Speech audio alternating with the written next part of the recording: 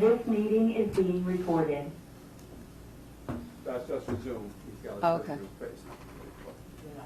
Okay, welcome live to the Village of Buchanan Hall. Today is July 13th, 2021, and welcome to the Village of Buchanan Board meeting.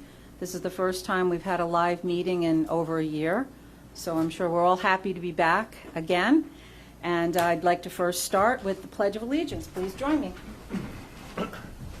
I pledge allegiance To the flag of the United States of America and to the republic for which it stands, one nation, under God, indivisible, with liberty and justice for all. Thank you, everyone. Okay. Also, for those on Zoom, you'll be able to call in questions or comments at 914-737-1034. Is somebody monitoring Zoom? Is that what you're doing? Okay, good. There's a call already? Okay. So first, we're going to approve the minutes of May 4th, 2021 board meeting. Any questions, comments, or? On the May 4th, there were a couple of follow-ups. I just want to see if those are on the agenda for our next workshop, or if there were any updated answers on a couple of things that, when I read the minutes, it often reminds me of things that need to be followed up on. So on page 6, I had mentioned about that I had proposed to ban concrete block as a fencing material. I would say that would be subject to the allowing it to be used for structural purposes as long as it was faced with something else. I'd like to not let that fade away, but follow up on that. So can we talk about that next week in the workshop? Or Next week is a special meeting for the Indian Point property on Tuesday, Already- and our our- workshop is the week after. our workshop is the 27th? Closer to the mic? There you go. So our workshop next week is, okay, I lost track of weeks. Our regular workshop is 2 weeks from tonight? All right. Okay, so then whenever the next workshop is, I'd like to just have a discussion with that and see if we can bring that to if there's an agreement so we can bring it to a resolution. And the other thing I wanted to follow up on, I think Sean and the mayor had both talked about the Senate Bill 4547. There was which allows multi-family dwellings and overrides local zoning ordinances and allows for multi-family dwellings. And I believe there was some meeting coming up. Is there any follow-up on that?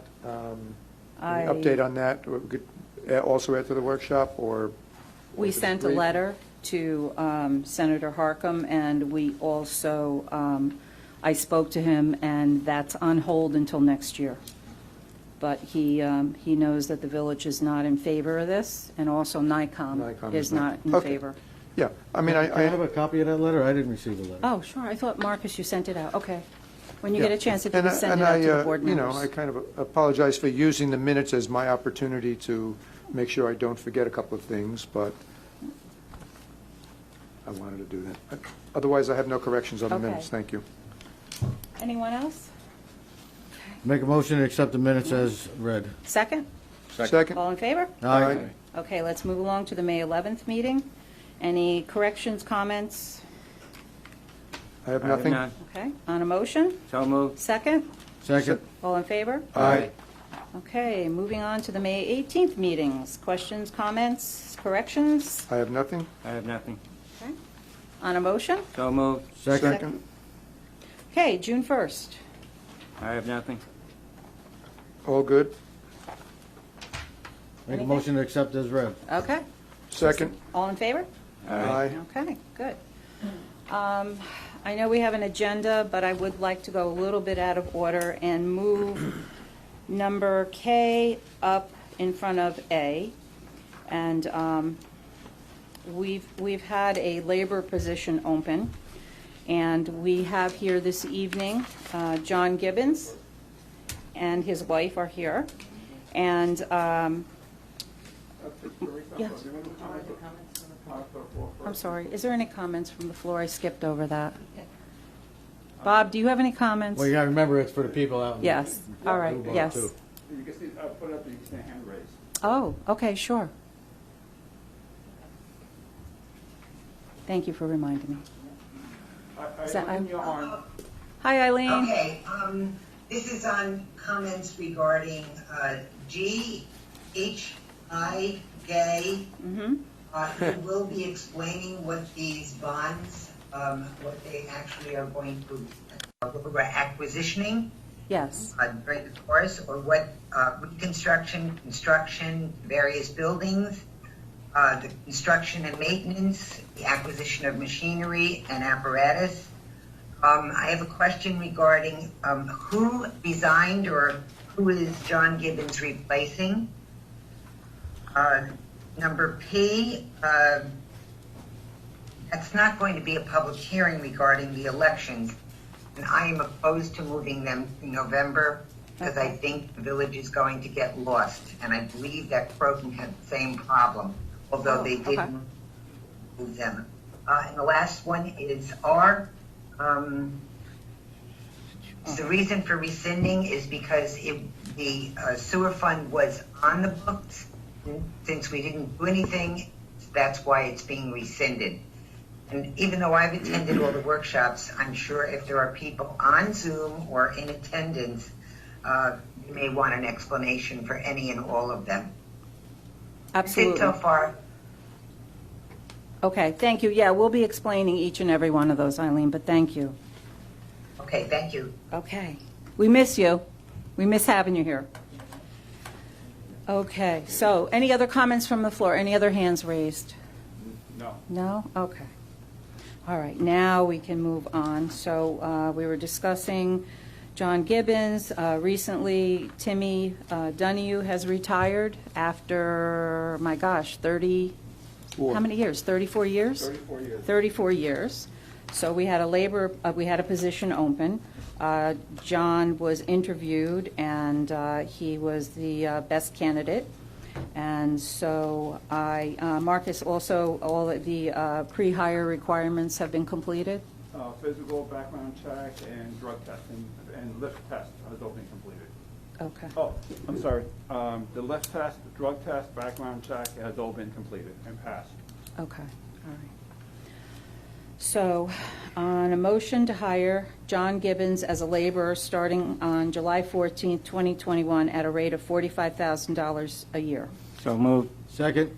All in favor? Aye. Aye. Congratulations. All Not a right. problem. Oh, do you have it? Okay, good, thank you. Thank you, Mike. Wave to the camera. Put it on the front. There you go.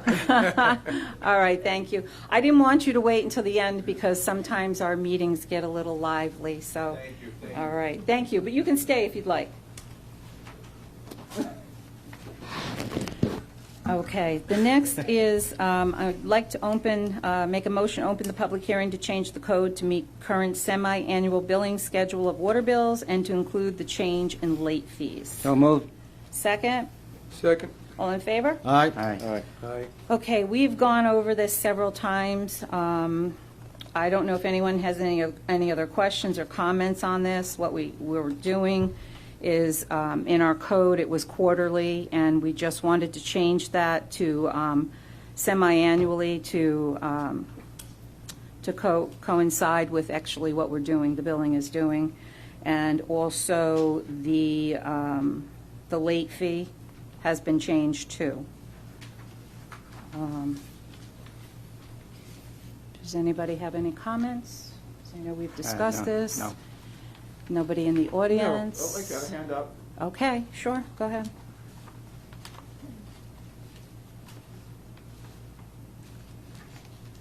Okay, it's Eileen again. I am opposed to the continuation of a semi-annually billing. I would prefer the quarterly, and the reason being is that the inflation rate going up, and probably not going to go down too far, I feel that residents may want to be able to. We didn't, you cut out, Eileen, I'm sorry. George, can you hear us? I can hear you. Can you hear me? Okay, so Eileen, can you hear me? Uh-oh. I've lost her. We lost Eileen. She's not speaking. I don't see her mic's moving at all. Okay, well, she said she prefers quarterly billing, Correct. and she started to explain something about inflation that I didn't, and I don't quite get her point. Yeah. Does somebody get her point I think on inflation? I What think the- she's I believe, looking to I quarterly. believe what she's saying is that the quarterly billing will more accurately reflect the inflation rates on a quarterly basis instead of a semi-annual basis. But I don't believe our water rates are charged in the same way. I don't believe we purchase water from Peekskill and Montrose Improvement District and quarterly rates. We purchase it at a yearly set fee. Yeah. So our billing would not be affected It wouldn't by the change that. inflation rate. Right. So, but I don't know if she understands how we charge our water or how we're being charged for Okay. water. It's a set rate between the two different districts. One is more expensive than the other, so we try to take it Yeah. always from the cheaper one. But it's set at a yearly rate, not a quarterly rate. Good. Good for explaining that, and hopefully Eileen could hear that. I think that we've been doing the semi-annual billing. Closer? We've been doing the semi-annual billing, and it generally seems to go seamlessly, so I I would... believe it actually will save money if we make our law reflect the way we have been billing, because we won't have to incur the Which is- postage, we won't have to incur the office fees. There's a lot of filing Yeah. that takes place. Sure. So, it is a cost-saving measure that was implemented prior to changing the law. Right. And there again, like I said, it doesn't have anything to do with any outside billing differences. Right, so we're basically making the instructions match the way we've been playing the game. Yes. And then also for our office staff, instead of doing it every quarter, it's, it becomes labor intensive. So I think it's just easier to keep it, twice a year. Okay, anybody else out there, public comment on this? No? No hands raised. Okay, all Did right. did Eileen put her hand down? Yes. Okay. Okay, So hopefully we allay her fears. Yeah. yes, all I right. can't see, you're pointing at the Oh, screen. Eileen's back up again. Okay, there she is. Yeah, I'm sorry, I got disconnected Yeah. somehow or another. So did Okay, you- so you guys feel that it's better to, the office and for everything else to keep the semi-annually. I just tend to disagree, and I just feel that residents could use a break. Well, did, That's it, thank you. Eileen, did you understand my explanation of how we were being charged for water and how we charge? We don't, Yeah. we don't purchase at real time, we purchase on a yearly, on a set fee. So the inflation rate wouldn't affect us on a quarterly basis, it would affect us on an annual basis. Okay, So we don't get a different billing every month, or a real-time different bill. okay, it's just that water's getting more expensive too, so it was just a point that I got what you said, Dawn, thank Okay. you. All right. Okay, so if there are no other comments on a motion to close the public hearing? So moved. Second? Second? All in favor? Aye. Okay. Whereas a motion was approved by the Board of Trustees of the Village of Buchanan for a public hearing to be held by said Village Board of the Municipal Building, 236 Tate Avenue, Buchanan, to hear all interested parties on a proposed local law to amend Chapter 195, Water to the Code of the Village of Buchanan, whereas notice of said public hearing was duly advertised in the official local newspaper, and whereas said public hearing was duly held at a regularly scheduled meeting of the Village Board on July 13, 2021 at 7:30, and all parties in attendance were permitted an opportunity to speak on behalf of or in opposition to said proposed local law or any part thereof. And whereas the Board of Trustees of the Village of Buchanan, after due deliberation, finds it in the best interest of the Village of Buchanan to adopt said local law, now be therefore resolved that the Board of Trustees of the Village of Buchanan here adopt said local law number 6, 2021, amending Chapter 195 entitled Water to the Code of the Village of Buchanan. Be it further resolved that the village clerk be and hereby is directed to enter said local law in the minutes of this meeting in the local law book of the Village of Buchanan, and to give due notice of the adoption of said local law to the Secretary of the State of New York. On a motion. So moved. Second. Second. All in favor? Aye. Okay. Okay, so I'm going to open the public hearing to consider no smoking in village parks. On a motion. So moved. Second. Second. All in favor? Aye. Aye. Okay. So we have been discussing this. Come in, you can have a seat. There you go. Don't be shy. We're friendly here. Okay, so this local law came about because there's been discussion with the new marijuana laws, and I know surrounding communities are talking about opening up different marijuana facilities close to our park, and so we thought about it, and we thought, maybe it would be in the best interest of the village that we eliminate smoking of any products in our parks. So that's how the discussion went, and so that's what we're proposing to do this evening. Does anyone have any comments on this? Any board members? I think we discussed it all before, so Just the one, public might have. Go Yeah. ahead, Nick. yeah, just one question. No, we're saying no person shall be permitted to, Section A is not what we're not changing anything else, so I'm going to skip that. There's a reference to the park being closed sunrise to sunset, and I remember this coming up. Yeah, we had passed that once before. We were having Yeah, some okay. issues. Just under H where it says, shall not smoke, vape, or carry lighted cigarettes, cigars, pipe, or any other tobacco, weed, or other plant-based products, including cannabis. Is that redundant where it says weed and then it says including cannabis? Is that redundant, or is weed a general category? Whatever your pleasure is. I added every word I could think of. Okay, that so it you doesn't matter. know. It Yeah. doesn't I don't matter. see how it hurts. Redundant is just fine if it makes it more clear. And if it's not redundant, all the better. Okay. Sorry. Well, I just want to say, Sure. as I had said at the workshop meeting when this was discussed, that I'm against this legislation. I think we already have too many rules for people to use our facilities. When we're renting out the pavilion, this will also include the pavilion, so people who rent it out to private parties, they're going to have to ensure that everybody abides by this rule. I don't see where there could be an issue with somebody walking through a path or a park or sitting on a bench having a cigar looking at the river, how that can endanger somebody.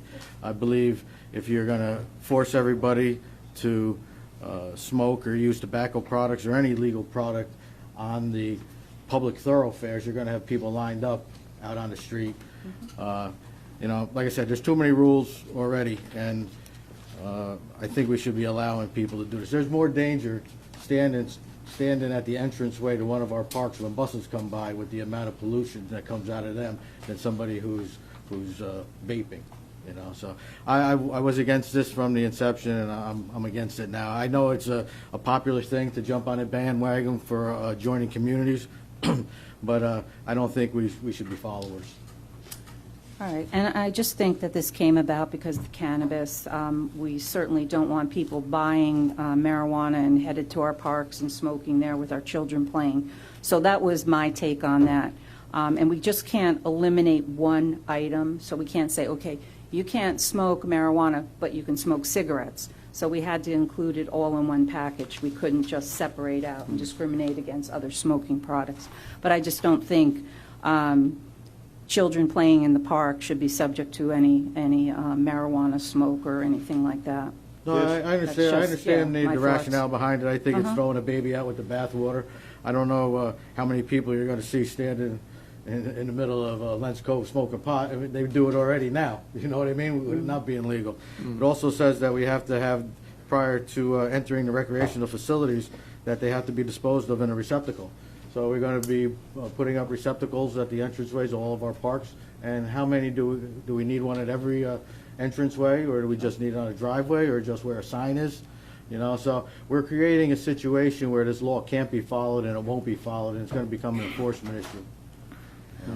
And then I don't want to have people in their cars after they're smoking marijuana snoozing either. Well, that's what's going to happen. So I'm just, I'm looking out for the children. I'm concerned about them. I don't want them to be around this. I don't think an 8 or 10-year-old should be subject to that. That's all I'm Yeah, saying. I kind of agree. Children's behavior is affected by what they see adults doing, and I don't want to have children exposed to adults smoking cigarettes. I agree. There's plenty of places to smoke. It doesn't have to be in a park. You have plenty of places around the village. Go home and smoke, right, Anthony? Well, I mean, I don't want them smoking around my kids. No. So. I feel like Sean has a point, but in regard to the kids, we have to take into consideration that, they could smoke anything, and it affects what they, like Nick said, and, how they look at us and stuff. But I also don't want them to be exposed to it. I think it's right that we keep it clean in the parks, just in the parks and the recreational areas. There's plenty of other places they can smoke. Yeah, and I think most people would probably be on board with that, it's not irreversible if it turns out to be a failed policy, but I think it's a good thing to do for now. Yeah, I mean, you can't smoke on school grounds where children are, so it's kind of a similar item. True. Okay, do we have any comments? Cindy, did you get any calls? No calls? Is there anyone that would like to comment, raise their hand on this? Okay, all right. So, on a motion to close the public hearing. So moved. Second? Second? All in favor? Aye. Aye. Okay.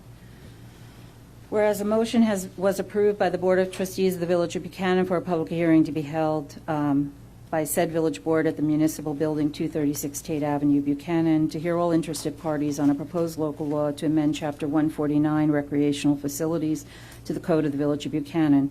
Whereas notice of said public hearing was duly advertised in the official local newspaper, and whereas said public hearing was duly held at a regularly scheduled meeting of the village board on July 13th, 2021 at 7:30, and all parties in attendance were permitted an opportunity to speak on behalf of or in opposition to said proposed local law or any part thereof.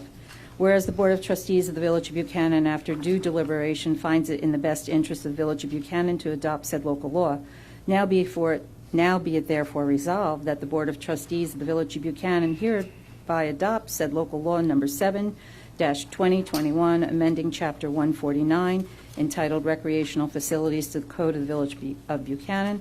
Be it further resolved that the village clerk be and hereby is directed to enter said local law in the minutes of this meeting and in the local law book of the Village of Buchanan, and to give due notice of the adoption of said local law to the Secretary of the State of New York. On a motion? So moved. Second? Second. Opposed? Well, you got to say on the question. Oh, on a question, I'm sorry. Yes. In the text of the law, it has, at least the copy that I have, it says July 6th board meeting. Yes, I corrected that when I read. Okay. So I think all my stuff. Yeah, everything, yeah. I'm Just sure it's going to be updating. common to everything, so I just Okay. want to. All right. Was that updated? The online Because we didn't version that have you have the was meeting. updated? Yeah, so all Right. of them have the different dates on. Right, and I read the last one as Sure. of July 13th. So on a question, so all in favor? Aye. Aye. Opposed? Opposed? Okay.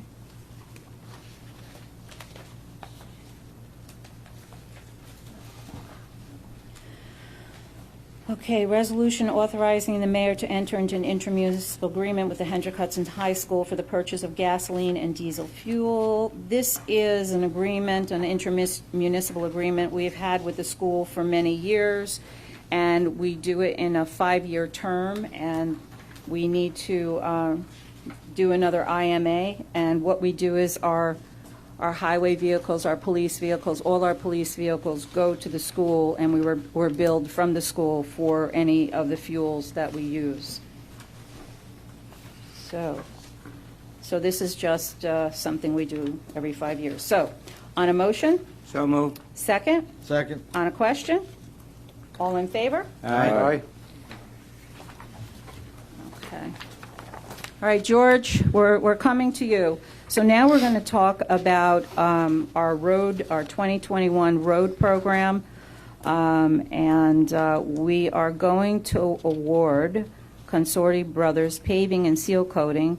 They were the lowest responsible bidder, and the roadway improvements are, we're going to do Church Street, so just outside, coming out of Village Hall, that road there. Lindsay Avenue, we will continue from where we left off by Craft Lane, going down to the Circle.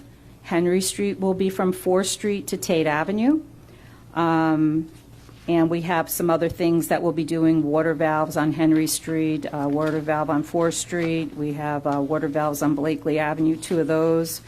For further discussion yet, whether there'll be concrete curbs. There's no concrete curbs on Henry Street now from 4th to Tate, so that will be a continuing conversation. I know, George, you like your curbs, but that's like $135,000 out of this. So I know you like to do the curbs because they keep the road longer. I've heard you mention that several times. They help prevent linear cracking. Yeah. And how old is that road now, George, on Henry Street? Henry Street, as far as old, I'm assuming you mean the last time it was paved. It probably hasn't been paved, that section hasn't been paved in at least 25 years. Okay, so that's usually the lifespan of a road, 20 to 25 years. Yeah, Okay. at least 25, I'm going to say, because we've been there for 30 and I don't ever remember paving it. Okay, all right. Do you have any comments on this? Like you said, the curbs, we put a place marker in for that. We do like curbs. One side of the street, it's the side that closer to Tate. It seems more advantageous and easier to put it on that side. The other side of the street, you have people parking and kind of jumping the edge of the road and parking there. So that side of the street is less, it's more difficult to do it on that side of the street than the other side of the street. And there's a little bit of a gutter. If we don't put in the curb, we might have to put in a gutter and put the gutter back in certain locations. So that was the only thing that I would say. So it's, like you said, Mayor, it's, we like curbs. They hold the street together, they make the asphalt last longer, and the plow guys like them because they can follow them and plow nicely with them. But on this road, it seems like one side definitely would be advantageous, the other side not so much. Okay. All right. And I just want to, the range, Consorti Brothers came in at $237,605.27, and it was quite the range in prices. And another company, Payleen, came in at $438,590. So, Which is not the highest, there's a 465. yeah. So you see the range on the bids here. Right, and then there, Gianfia? Oh, you would know, Anthony. That came in like at $465,000. So there's quite a range. And George, you feel that this bid, you've checked on it with this price, and you feel comfortable? Yeah, we called up Consorti. They've done work in the village in the past. We did have one issue with Tate Avenue probably 3 years ago, and they rectified it by giving us some crack sealing on another road. But that issue that occurred 3 years ago, I was told will never happen again and won't happen there. And Consorti assured me that if something does happen, they'll just rip it out and do it again. So no questions asked. So they want to come back and they want to earn your work. So. Okay.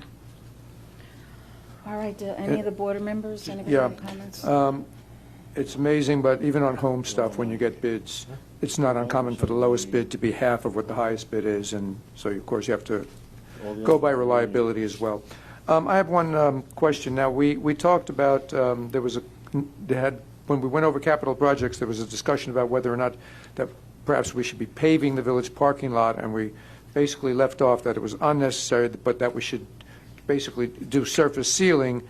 Okay, so Consorti does seal coating as well. Is that something we could hire them to do, or is it more economical to try to, if we added it to this, would we do better? Because I think we should, in the next 2 months, I think we should be doing the sealing of the driveway, a sealing of the parking area at the Village Hall.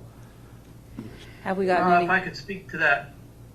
Speak to it. Yeah, I believe, Marcus, we got a price from Jim's driveway for around $4,000 to seal it. Is that right? That's correct. Is that Okay. right?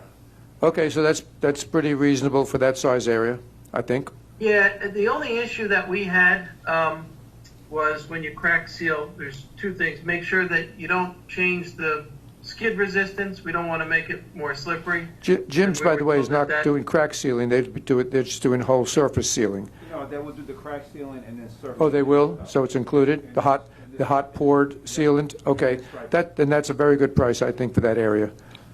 Yeah, so they'll crack Proportionally, I seal wish it I had as good a price first on my and then driveway. seal it. But Yeah. the issue is that the material that they use has a chemical that may be banned in the near future. So we got to be very careful with the chemical that they use to seal it. Okay. George, piggybacking on Nick's question, the company we're awarding the bid to now, can they do the crack sealing and then put the seal on top? I can't hear you, Marcus. Can you hear me now? Testing. Hello? George? Yeah, that's better. Yep. So Nick was really going back to the contractor we're hiring now to do the paving. Can they do the crack sealing and the sealing of the parking lot as an alternate bid? Oh, we didn't ask him that because we had Nick said a minute ago, that $4,000 was a pretty good price for sealing and crack sealing. We can ask Consorti to do it to make our accounting easy and see if they can match that price. If they can't, then I think we should go with the lower bid. Yeah, and by the way, I've used a few different people for my driveway, including Jim's, and they pour and brush on their sealant, and I think they apply a thicker coating than a lot of the people that spray, and it doesn't have as much of a sheen. I'm not sure, but I've never found there to be any issues with traction and slipperiness with Jim's. They do a nice thick brushed on coat, which I think gets into any cracks they do not seal, because you get spider cracks. You can't seal every single thing, and that brush on stuff, because it's like they're sweeping it on, gets into the smaller cracks better than the spray stuff. They do a good job, actually. So We've had good experiences with them as well. yeah. Okay. I have a question for you, George. I noticed on your synopsis of costs that there's $60,000 for drainage on the Blakely Avenue. We just did the Blakely Avenue improvements around 10 or 12 years ago and replaced all the drainage and the catch basin, so why do we have to do more work? It says along the improvements of the Con Ed restoration areas. So are you having a problem hearing me, George? Yes, I'm putting my ear closer to the mic. Sorry. So those were repaired by the village, as you'd mentioned, 10, 12 years ago when we redid the road. That number is a place marker. When we go to open them up, if there's an issue, that's roughly what that could. You're correct. It could go from 0 to 60. Let's say it that way. But we have to open each one of them up, check them out, make sure they're okay, and then make a repair as needed. So does this have anything to do with the Con Ed? Does this have anything to do with the Con Edison gas lines? Because you reference it as say along Con Ed restoration areas. Are you anticipating there being damage caused by Con Edison that the village is going to have to pay for? No, No, that's not what we're anticipating. What we're thinking is Con Ed is responsible to mill and pave from the curb to the yellow line. But they're not responsible to repair catch basins and or manholes. So we do also have a manhole, two or three manholes, sewer manholes that have some leaks that we want to address as well. That's also part of our DEC consent work. So we want to try to kill two birds with one stone here. So can we have somebody go out and do an inspection right now so we can see if, when Con Ed does his milling and paving, that they haven't damaged anything? So can we have a pre-mill and pave inspection so we can verify that any damage that's found was not caused by Con Edison? Yeah, absolutely. We can meet with Bob and the Con Ed representative. Yeah, we can definitely do that and discuss what might belong to them. Sure.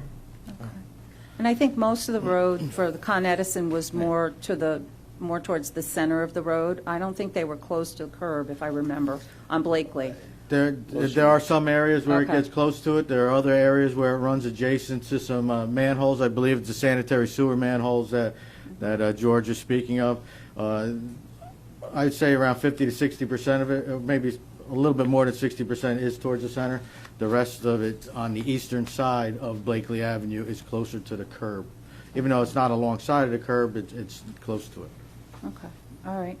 And George, yes, I think it was 4 or 5 years ago, the board had made a policy that when these contractors come in, if they dig up the road, it now gets repaved from the curb to the midline plus crack sealing. They need to crack seal the edges. Right. Correct. All right, and then so if you don't use the 60,000, it just stays in our capital fund. Well, we'll know after our evaluation Okay, with the highway department and Con Ed if they have Con Ed owes us something for any catch basins or manholes. If not, then like I was saying earlier, it could be anywhere from 0 to 60. So okay. yeah, what's ever not used would go back into the capital fund. Yes. Okay. And where are we with Con Edison, talks with Con Edison for the repaving of Broadway? Because I've had some questions about Broadway, repaving of Broadway, and also what they dug up for the gas line on Blakely. George, as Marcus, you want to address the work that Con Edison, the negotiations we're doing with Con Edison now, we're going Blakely and Broadway?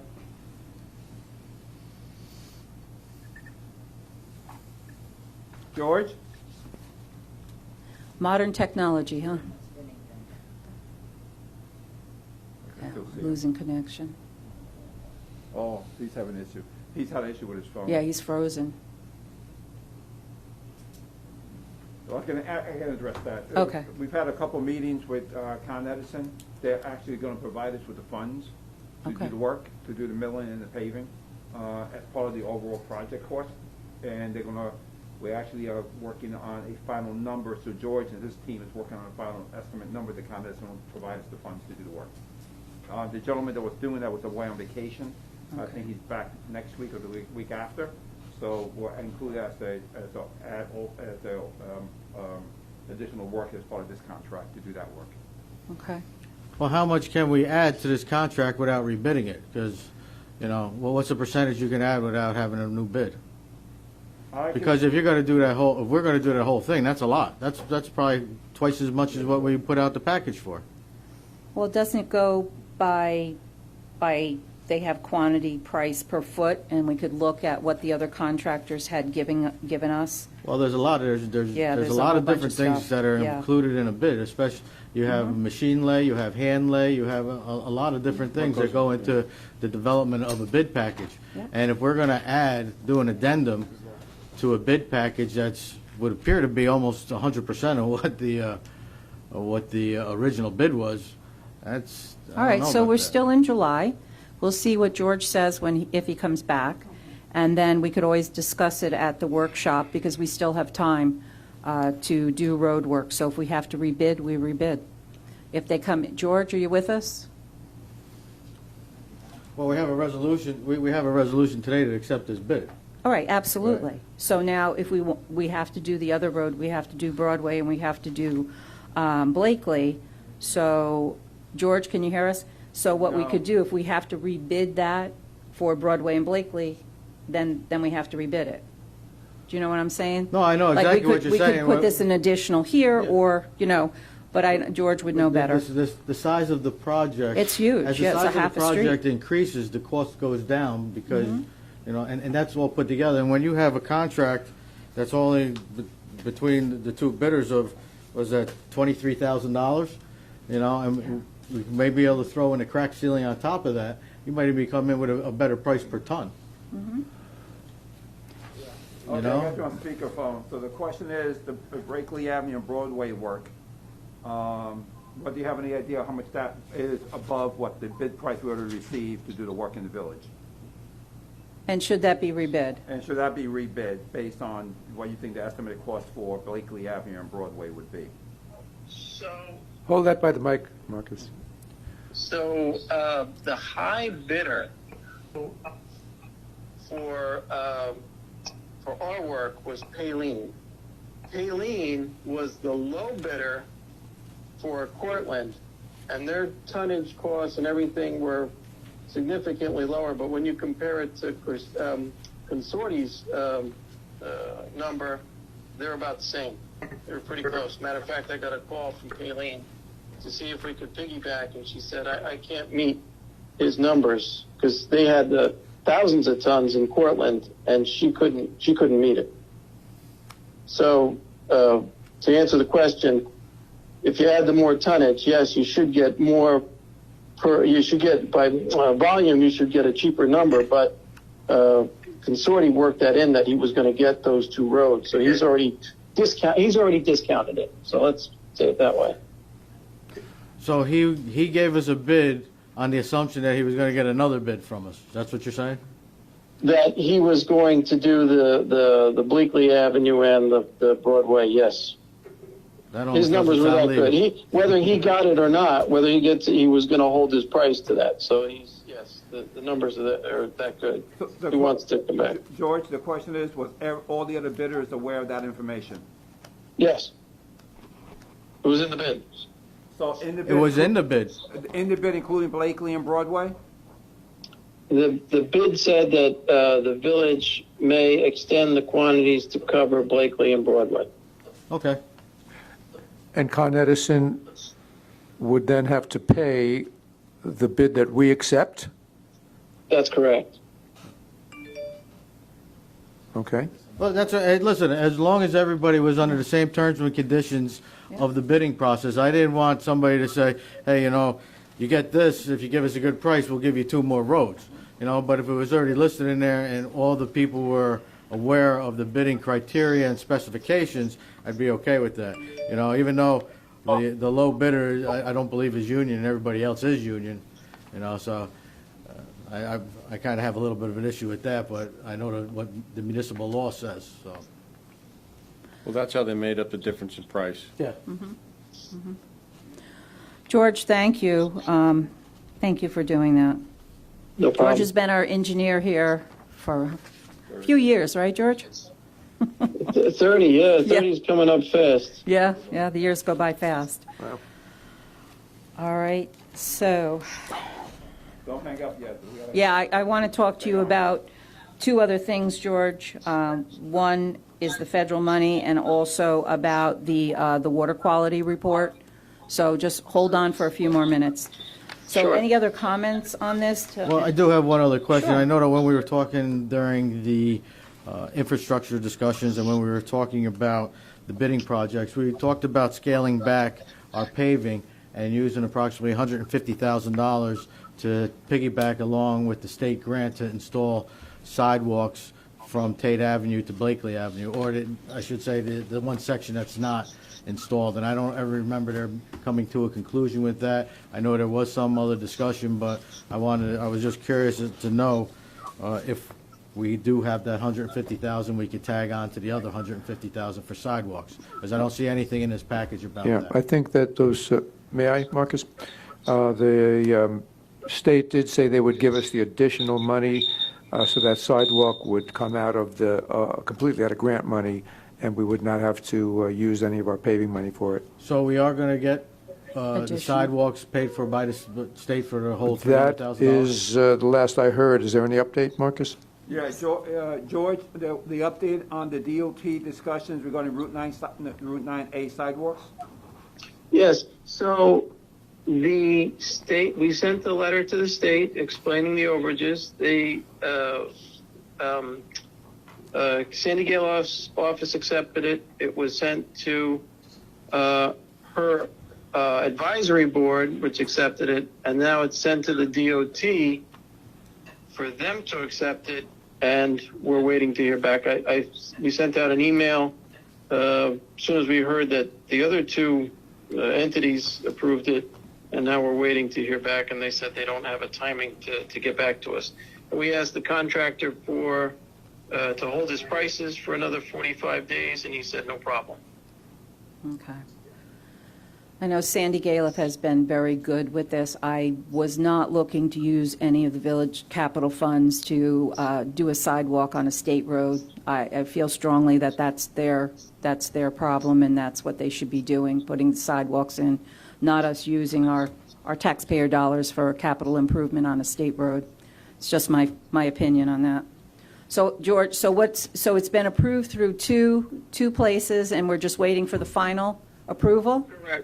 Correct. We're waiting for the DOT's office, and we've been kind of talking to them every week and a half, so trying to find out timing. They don't give us any idea. They seem like they said it seems okay, but they needed like an official word from their department or however that works. Okay. So All so right. we're in a holding pattern a little bit. Okay. All right. Any other comments on the road work? Good? Yep. All right. I'd like to make a motion to award Consorti Brothers for the Village of Buchanan Road Repair Program 2021 at a cost of $237,605.27. Consorti was the lowest responsible bidder, and the roads will include Church Street, part of Church Street, Lindsay Avenue, and Henry Street, and also other additional work that is listed here. No, it's much better. Okay, good. On a motion? So moved. Second? Second? All in favor? Aye. All Aye. right, thank you, George, for all that work, getting that together for us. So I just wanted to mention, we did get a number for the federal money. We're not getting all of the money this year. Half comes this year, half comes next year. And once again, I am going to remind everyone, when the census comes around, it's very important to have accurate numbers, not only for the Village of Buchanan, but for the school district. I don't think our census numbers were accurate. They didn't move up that much. I think it was about 100 more people, and I think we have a lot more people here than that. So the federal money we'll be receiving is $227,992. And George, your thoughts on the capital expenditure of that was George. the pumps? You said pumps? George, the money from the federal money, we talk about the 2 pumps and 2 manhole ceiling, correct, George? Well, that was, the pumps and the manholes from the last, it was, there were 25,000 each, and then the 2 years of sewer, I think Mr. Murray recommended, the total was $100,000. Okay. So it was 25 each for the pump for 50, and then 2 years of sewer manholes, which were 25,000 each for another 50, for a total of 100. So we'll have about 127 left in our capital fund from that. For the second year. Well- You get half of what this year, half next year, correct? Oh, wait, it's 227. That was the full amount. That's the full Okay. So the 100,000 that George has will take care of, basically take care of this year's money. Fine. Okay. Point of order, where are we on the agenda? Is that No, I just wanted to put this in while we have George Oh, on, I'm because I sorry. don't Okay. want to, while he's here, let's you. discuss that, Also, George, I know at the end, and we have, quite a bit further to go, but while I have you on the line, I'd like to discuss the water quality report, if you'd like to make a comment on that. Okay. The MS4 reporting. The MS4, the stormwater, Yes, please. the stormwater report, we do it annually. We didn't have any violations this year. We reported to the DEC. They did some changing to their paperwork. We clarified that for them, and so we're all good with the DEC as far as the stormwater goes. Okay, good. All right. Any other comments you want to make on anything, George, while we have you here? Yeah, George, just one more item regarding, there were some concerns about the Con Edison work and your firm's work on the Con Edison work. So can you explain to the board what you guys do when Con Edison, whenever you do work for, review of Con Edison work? Sure. So we do more coordination than anything. We don't stand out there and inspect. It's just to make, we were at the kickoff meeting with them to discuss where our gas line is going to be located. We talk about layout. The village has road standards, so we talk about how they're going to restore the road, to what extent, the yellow line to the curbs, what they backfill with, K-Crete and whatnot. We try to do it, we work with Bob from the Highway Department. We try to economize that between Bob and ourselves as much as possible. But, there's always, we can always try to improve that and have the Highway Department do more and us do less. But that's more or less what we do. And then when we go over quantities, it's all the negotiation Marcus mentioned earlier about figuring out quantities. We take measurements. We go back and forth with, they say one number, we say another. So that's the other thing that we do. Well, Mike, the question, Marcus is referring to some questions that I had on the billing from last month. I had brought it up at the June 22nd workshop meeting also. It seemed that our road opening fees did not cover the inspection fees. So I wanted to come to a formula as to so that our village residents don't end up paying for those types of meetings that you're talking about, so that the inspections that you're talking about. So I don't believe that the formula is accurate. I don't believe that it reflects everything that you guys do on behalf of somebody who's opening a road or somebody who's doing an infrastructure work on their own, whether it's a gas pipeline, whether it's Con Edison, whether it's any utility company. So the Village of Buchanan doesn't pay for the engineering fees for its residents. I don't think we should be paying for it for corporations. So did you have an opportunity to discuss it with Marcus, or Marcus, did you come up with a formula or a way so that our residents aren't paying for the infrastructure improvements for utilities? So we would like to wait till the end of this project. We did discuss it. We'd like to get to the end of the project, see what their totals are at. We're at about $5,000 now, and if we could come to a minimum and maybe a per linear foot number. So let's say you have, Con Ed does another project like this, and by the way, these projects are not that often, they're not that frequent. So if we can come to a per linear foot cost per road and say, okay, you have so many linear feet of road, you're right, it should cost X, and that would make a lot of sense. But by the same token, you have those one time, we're opening the road, we're digging something up, and everybody's got to go out there. So there should be like a $500 minimum, and then something per linear foot thereafter of road if you're doing, an extensive project like this. So yes, a system would be beneficial to pass along the cost back to Con Ed, for sure. So how do adjoining municipalities pay for or set up their road opening fees? Do you know, Marcus? I know you've been in several municipalities this isn't a first-time issue that's occurred. Yes, this is general to a lot of municipalities, and what they've done, they've charged like a minimum fee of $350 or $400, and they have set up a linear foot linear foot Okay. amount. So that's something. That's what you guys had discussed, and so do we have a formula which we can enact it relatively quickly? Yeah, as soon as, this project is almost. Sure, done. yeah, it's almost So- done. So as soon as we get that number, the idea is we can go forward. I don't know if we can go back, but at least we have a number set up for any future work that goes on, which you guys will have to adopt, of course, that's a fee schedule. Okay. So I guess it's safe to say, George, our road opening permits are a little antiquated. They need to be updated. We lost them. We lost them again. All right. All right, so that's a question. No, If you listen, could get I that know to that it's, answer. I know that it's an Sure. infrequent process, but Yeah. the residents of the village don't always need the assistance of our engineering also, you know. Somebody might do an addition on their house every 20 or 30 years, so the frequency might not be that important, but we need to have the policy in place so that the residents don't have to pay for it. Absolutely. Cool. All right, so we've lost George completely now. Yeah, We've lost our engineer. I still got him here, but we can. All right, but I think he's answered just about everything, and oh, there he is again. George, are you with us? Modern technology, look at this. Oh, we lost everything. Yeah, we're totally blanked out now. There he is. Hello? Hello, hello.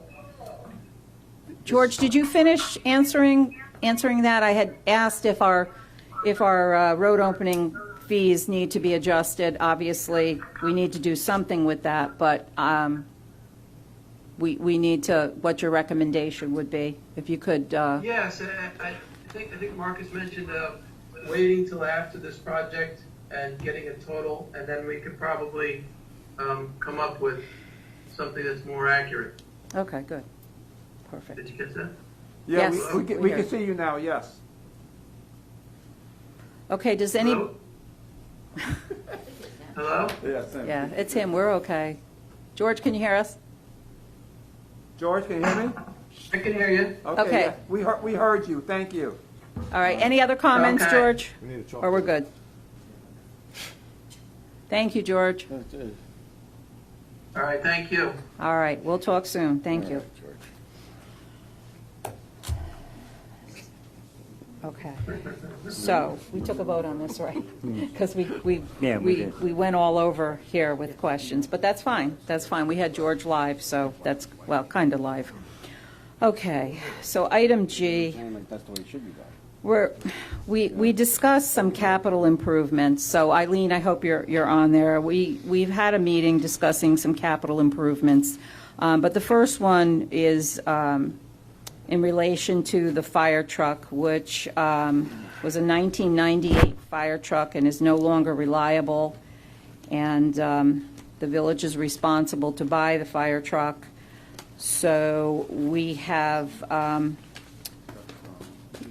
when we had the capital meeting, we decided what things we thought were important for the village. So now we're going to pay for those things. So the fire truck, the bond on that would be $387,600. And I don't know if anyone else would like to comment on that. Yeah, I The would. other bonds I am going to comment on before. When we had the discussion with the fire department and how we're going to pay for this vehicle, we talked about taking some portion of their vehicle replacement fund as a down payment, and then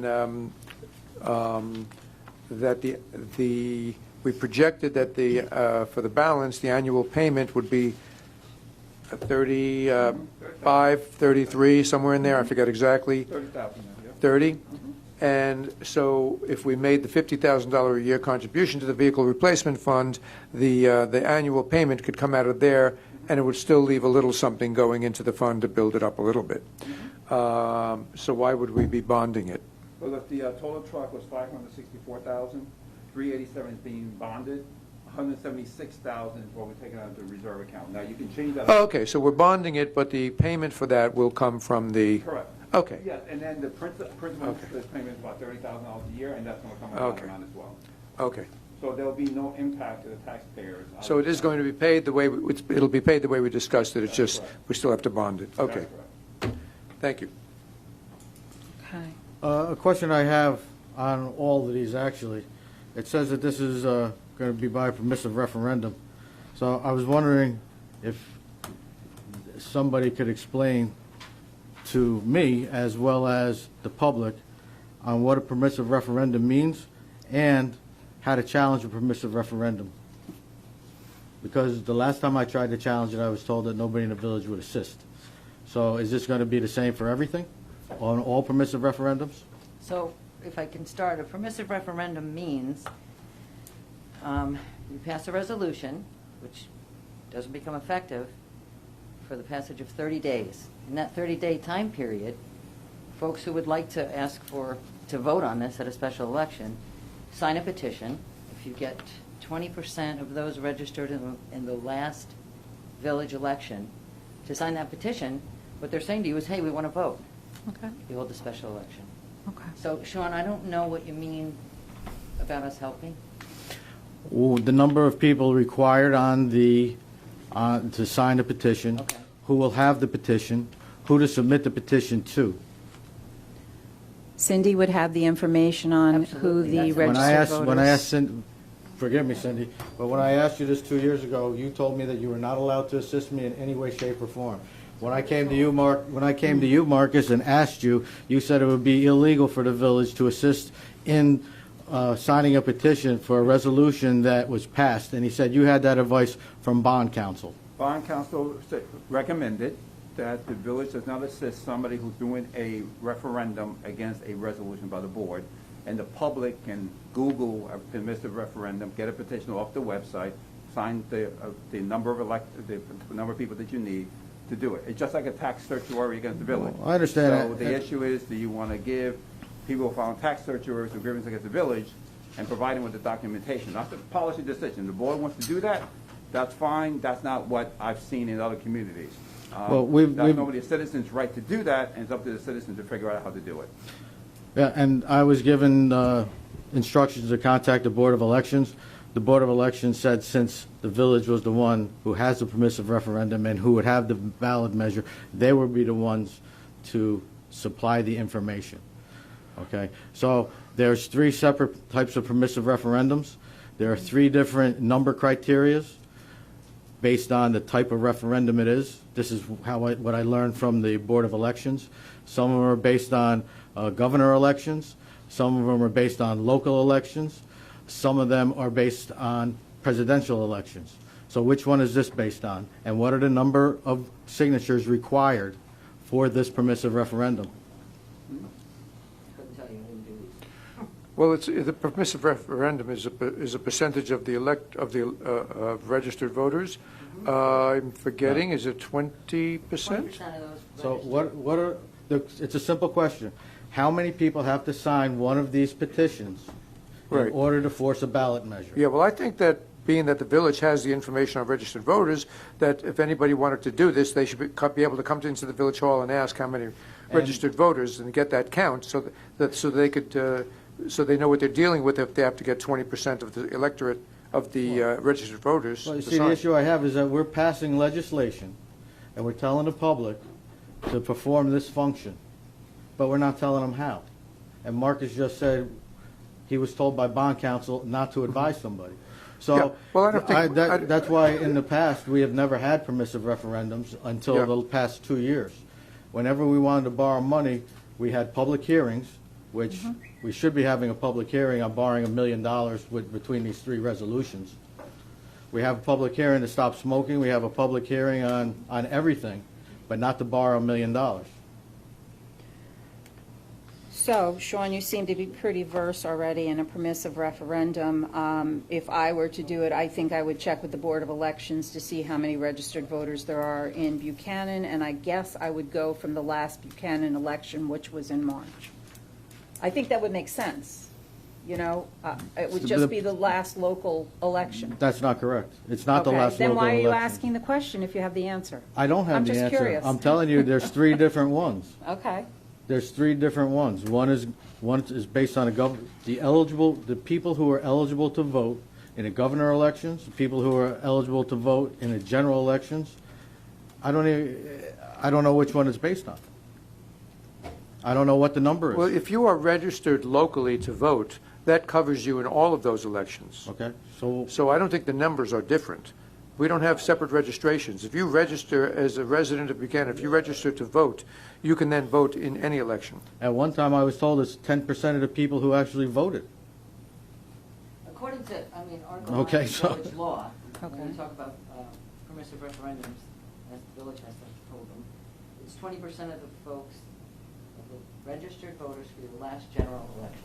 So they have to be registered, you need 20% of them to sign a petition. If they sign that, you go to vote, you have a Okay. special election.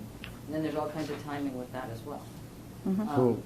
Sean, to your point, I think several years ago, and this was a village policy then, I think you were mayor, and we did have a permissive referendum, and we actually did, the sample petition, which we provided to the public in order to help them. We had a proposal for a permissive referendum that was voted down with the resolution.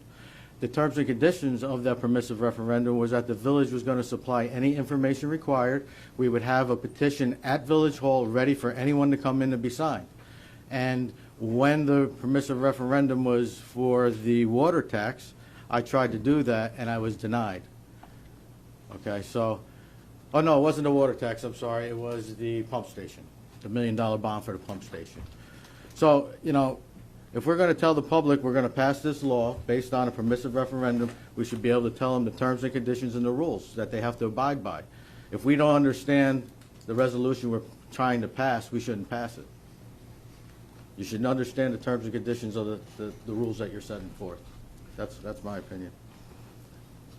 Well, we understand the need for certain capital improvements, and the board can vote on that. We don't necessarily have to take the horse to water. If there's somebody that wants to challenge it, they can do that. The public, public can watch meetings. They can now come to meetings. They can be involved to the extent that they want. The fact is, I'm sorry to say, most people don't want to be involved. If there is somebody that's paying attention and feels that we're doing something outrageous because we need a new fire truck and we're going to bond it, it's still going to be paid within the regular village budget. If somebody wants to challenge that, then they should be able to figure out how to do this. I agree with you 100%, Nick. I'm not saying that any of these resolutions, I'm not saying that any of these dollars should not be spent, that they are definitely needed. What I'm saying is the ends don't justify the means, okay? We knew about these things in the beginning of the budget season. The majority of these resolutions, we knew that we needed work. We knew we needed the new truck. We knew we needed work at the sewer plant. You knew that for a long time. We had a public hearing on a budget in April. We passed that budget in May. And now here we are in July, telling them, hey, by the way, we have to spend another $1 million this year. Well, And when we're we going did to do it by permissive referendum that we can't tell the people the Yeah. rules. With the larger capital expenses, Marcus, with the larger expenses, when we did the budget, did we include not necessarily the amount to pay for a fire truck, or not necessarily the amount to pay for whatever, the other capital projects are in these bonds? Did we include the amount to pay for the bond payment? Just to remind the public and everybody else, the principal and interest payments on these amounts will not be due to the next fiscal year. Till the next fiscal year, so they didn't have to be, So what we're talking about is not the current year's budget, but next year's budget. So Right. the options are, I gave you principal and interest payments, I gave you estimated tax rate increases that would affect next year's budget. right. So the board doesn't want to do one of these projects, it doesn't affect next year's budget. If the board does, it can be incorporated as part of next year's budget process. As a bond payment. And like I said, I don't believe the fire truck so much pertains to my issue with the budgeting, because we already had that $50,000 budgeted. The issue that I have with the bond issue for the fire truck is the permissive referendum, that we don't know the rules, Okay. okay? And I don't believe the ends justify the means, because a lot of people don't come out and question it. A lot of people don't understand how to question it. And if we've never had the permissive referendums up until 2 years ago. If you remember, one of the permissive referendums dealt with the court system, and that was voted down before we hit the resolution. So, Right. and I had requested a permissive referendum in 2010 for bonding of the sewer plant and the roads. Those two resolutions were voted down, and they became ballot measures. because that's your other option. You don't have to pay for bonds through permissive referendums. They can all be ballot measures. So when we went through the, all I want to say is when we went through the budget process, I asked Marcus why this wasn't discussed during the budget process. And he said that the capital, when you do capital projects like that, that's not discussed because it was capital projects. So that's why that wasn't incorporated. I myself was not aware, honestly, of the highway truck that needed to be replaced. It's a 1986. So Bob, thank you. We really get our money's worth out of all of our vehicles. That's our workhorse for our snow plowing too. I was going to talk about the other things when we got to them. I wanted to address the fire truck first. We had discussions on the fire truck. Nick explained it well, that the money that we put aside, the $50,000 a year, will cover the repayment of that. So right now, if it's okay, I'd like to vote on the fire truck. It's an emergency vehicle for us here in the village, and I'd like to get that resolved, and then I would like to go on and give you some points of what my thoughts are with the other bonds. Sure. Because we don't have to bond all of that. We've found some different money. So I wanted to discuss that all at once after the fire truck. I understand. Like I said, I don't have an issue with spending the money. I have an issue with how the process of spending money. Okay. Okay? So you think we should put that up for a public hearing then, all these other bonds? Is that what you'd like to do? I would like to know the rules and regulations for the public to know what a permissive referendum is, how they can challenge it if they want. We would need to have concrete numbers on how many people have to sign a petition. And there again, that's not only for the bond, that's going to be for the changing of the elections, Right. that's to turn the elections over to the county. And then also, remember, we have the games of chance. That might be a permissive referendum too. But there again, the fire department, the fire truck was already budgeted for, so that's, the real issue is just the permissive referendum part. The monetary, the funding of it was already taken care of during the budget process. Can I ask, Stephanie, how are we going to get definitive information on this, and what percentage of registered voters and/or voting registered people that are registered and voted, whichever it may be, who do we have to go to, and can we get that information as soon as possible? Yeah, I'm confused myself, because I'm telling you, it's 20% of the Well- people registered. Excuse me, what you say? I'm not sure whether Trustee Murray is asking us to provide to the public how many people were registered and therefore how many people it would take, or what's under village law as to what a permissive referendum is. I'm confused But myself. the question that I have, that I would like the public to be able to know, as well as myself, the number of people that are required to sign a petition to challenge a permissive referendum. That's all. And the format in which the petition has to be in. Whether it has to be printed names, whether it has to have districts on it, whether it has to have addresses, those kind of things. Okay. Can it be an absentee or somebody who owns a piece of property in the village, who can vote in the village but does not live in the village? Can it be a renter who doesn't own a piece of property but lives in the village who can vote? Is it property, the number of people required to sign a petition and the format of the petition to have a successful challenge to a permissive referendum. How's that? I think a lot of that would follow general election laws. If you're registered elsewhere, you cannot sign a Actually, petition here. in the village law, it's very specific, and it even gives you a Yeah, form yeah. of what the petition should look like. Yeah, as well. okay. So if that's what he's That's asking all, for. that's all I'm then- asking, it's simple, So- the number of people so and the we format can, of the Okay. petition. Because if we're having this discussion and somebody messes it up, Yeah. then they're gonna Right. throw out 200 or 300 signatures. Just the number of people and the format, that's all. Right. Or at least the website to go to find the No. format. Okay. We should be able to tell the people how many people you have to have on a signature. That's all.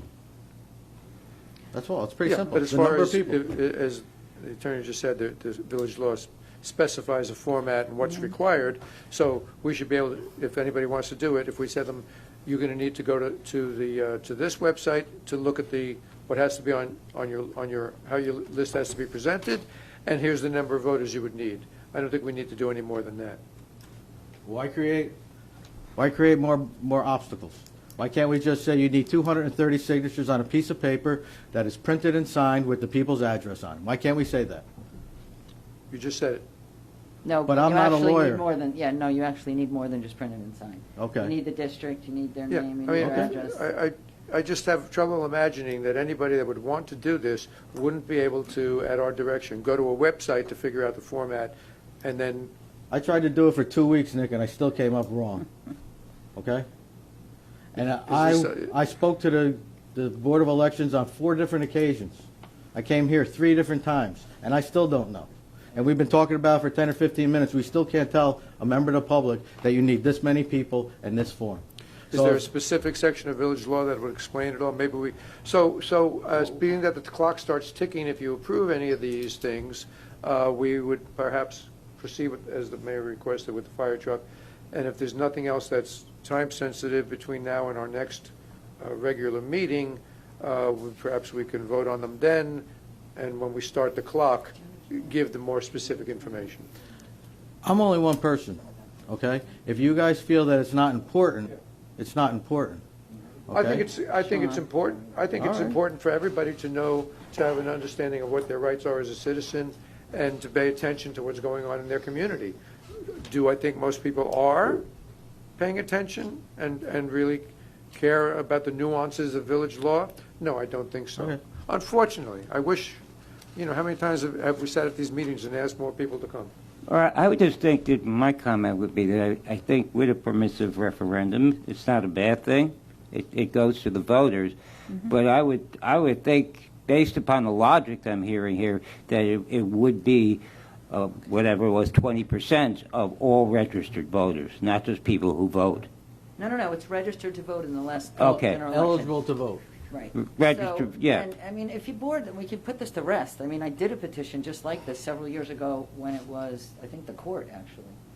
The whole 2014. form, yeah, nobody used it, but I had done one in case folks. Yeah, because we had said we would provide that Yes. information to the public and we would have it available. But Marcus says that's against the advice and consent of bond counsel.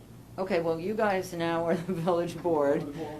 You want to, I have a sample. I looked up the law before the meeting a couple of days ago just to make sure nothing had changed. It's very specific as to the name, the address, the district that you vote in, the village that you vote in, and the person who's taking the signature swears to it. I have the form I did years ago. It was the same as it would be now. Well, We can provide that. If the village leadership is amenable to telling the public right now that the petition will be available at Village Hall with the number and required format. Sean, would and you the like number us of to go out and get the signatures too? I'm not sure. Let me know. If you, sure, if Okay. you'd like to. We'll get the But I would signatures. just like the public to have that opportunity. How many registered voters do we It have? was approximately 1,400, approximately. 1,400, so you would need 280 signatures. Okay. Okay, That's it. all right. Hey, I don't see anything. I'm not opposed to So when you're we, asking me to do the form, please? You know what, Okay. please, Stephanie, Yeah. could you please Do do the the form. form? I'll have it for you And tomorrow. that'd Yeah, be you can do great. the form, and then we can vote on all of this Yeah. now, because Speaking- all the rules and regulations speaking for myself, will be I am not available. opposed, whenever we vote for something that is subject to a permissive referendum, I am not opposed to making an announcement that the format for the form required and the number of signatures you would need is available at the Village Hall. That's That'd be great. fine. That's Good fine. policy. That's fine. That's all. Let the people vote. Yeah. Why not? And Okay, They want so, to spend X amount of money on all this stuff, if they say it, that's what democracy's about. Yeah, as long as they just have that, the yeah. ability to exercise that, Yeah. because I felt that I was denied that 2 years ago, because I tried for 2 weeks and I couldn't get one answer. If we're willing to put a piece of paper down at Village Hall, that's not a problem. Yeah. Then everybody can come I think down and that's read it fair. and look at it and I say, think hey, I that's want fair. this, I don't want this. Just to, That's No, all. that's fair. I believe it. We don't have to give them that's 50 fair to the pages. Well, we No. give them a blank that Give shows them the a- format, that's they it. could go make copies. Simple. I didn't know where you were going with all And that, you but need- now I get it. You just have the piece of paper, Yeah. here you yeah, I go. know where There it's you Make go. a copy, do what you I got want. it. That's all. Fair You enough. probably got could have that figured that picture out pretty like clear. 15 And- minutes ago. And if somebody did No, manage it's to. great. It's a good idea. The I public got should be that able to picture be, clear. That's all right. Know their rights. and yeah, simple. they have to know their rights. Yeah. Sure. And then if the signatures did come in, it would mean that that the bond would go to a vote, or whatever the issue is, would go to a public. So before we do that, do you want to have a public hearing and have people come in to voice their concerns next month? We'll vote on the fire truck because that's already budgeted, but the other items, do you want to wait on those and have a public hearing next month? What's the So time at least they know what sensitivity on they're, these other things? I they think- know at least exactly what's going on, and I know we've discussed this at our meetings, but if you feel that you want to have a public hearing on these items, I'm And go- I'm and fine with let- that. You want to do that? Going forward, before we have any borrowing or permissive referendums, we should have a public hearing. All right, Okay? then we're going to do that. Going forward. But And- Sean, this is something we could have had started the public hearing tonight, if you mentioned that before. Do you know what I'm saying? Like, I didn't know so, that all of these were a permissive referendum. I thought we were Okay. going to have a resolution Yeah. and then a discussion like we do Mm-hmm. when we spend everything. Every dollar we spend, we have it. Like I said before, we have public hearings for everything under the sun, but not something that affects every taxpayer. So, and in the past, when I had proposed the permissive referendums, we did have public hearings. So that's why I was under the impression that we were following the same rules and regulations we had beforehand. And I had spoken at the pump station public hearing when we were talked about a permissive referendum then. So I didn't know that things were going to be different because I didn't see a resolution. Is there a resolution in the back? I don't remember if there's. Yeah, there is a resolution in the back. But But, what I don't understand here, wait a second, is this, we're talking about, we discussed this, all the purchases that are down here.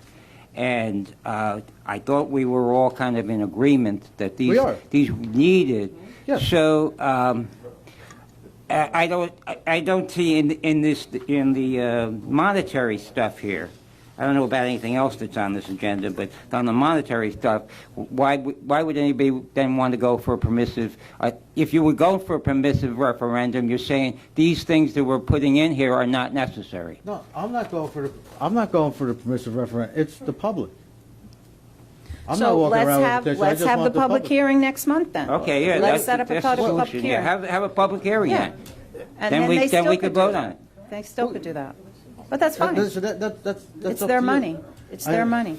So it's taxpayer dollars, so I it's their understand money. that. What I'm saying is, we're telling them now about the permissive referendum, okay? I said, going forward, we should always have a public hearing. You asked me, Mayor, why I didn't bring it up before, and I said, because I felt we were following the terms and conditions and policies and procedures that we had followed before. But we have a So different I administrator. wasn't under the impression that we weren't. I Okay. didn't know that the law says that you didn't have to. So now that we've come to an agreement that the public can come down to Village Hall Mm-hmm. and read the permissive referendum, they can know how to challenge it if they don't like it. They have 30 days, they can come to our workshop meeting, all right? I don't think we have to hold all of this up as long as we're going to maintain the same policies and procedures going forward. You know, Okay. I think I would feel more comfortable, because even Eileen mentioned it too. I think I would be more comfortable, and I know we need to order that truck for the winter, but I think I would be more comfortable if we had a public hearing on these monies that we're going to expend. If we make a decision that we're going to, if we make a decision that we are going to expend this money, at least the public would have more time to comment. So I would like to put this on the agenda. I just gotta say one thing. Sure. I don't speak on Bob's behalf. You do that, the dump truck, the truck they want to buy I is know. going to increase in price substantially. I just want Yeah. to throw that out there. We had I this know. discussion already. We- The longer yeah. we wait, the more it's I going to know. cost. And it's going to be We harder. shouldn't to be dragging get. our feet Can at I say all. something also? First of all, we have 4 separate bond resolutions. One's for the fire truck, and then 3 others that have different things mixed on them. If we have a public hearing, do we have to have a separate public hearing for each item? Are we lumping them all into one No, we bond? can't No, lump I them just all think together. Sean's just bringing it up we to got everybody's attention. software, we got new boilers, we got so many different things, some of which we may or may not have to do right now, others which we do have to do as soon as possible. So, there's a lot of separate items here. What are we going to do? Have a public hearing with everything lumped together? I just don't see why this is getting so confusing here. That's one of the reasons I'm saying, as long as people know how to challenge it if they want, they know where to get the information, Yeah. we can act on these now. Yeah. Okay? Well- Going forward, we should set it up so that we can have a public hearing, and especially for things that we know that we're going to need in 2 years, it should be included in a budget. It Right. shouldn't be, we shouldn't pass a budget in May and then tell the public in July that we need another $1 million Yeah, for a right. Well, 1985 that's, truck. This is, as Marcus said, would be included in the next budget. That's why it, the fire That's truck. why I We're didn't include it in this borrowing, we're year's. borrowing on the Okay. future. It's called deficit spending.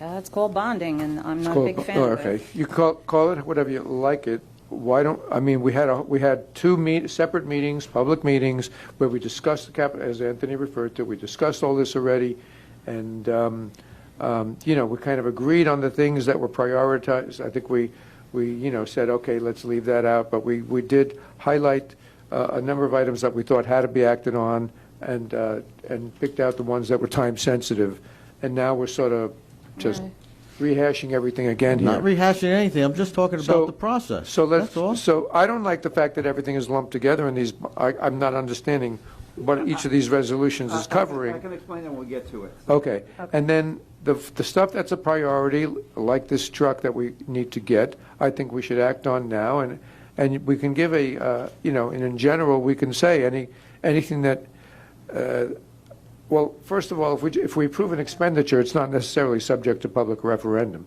If we approve a bond, it is.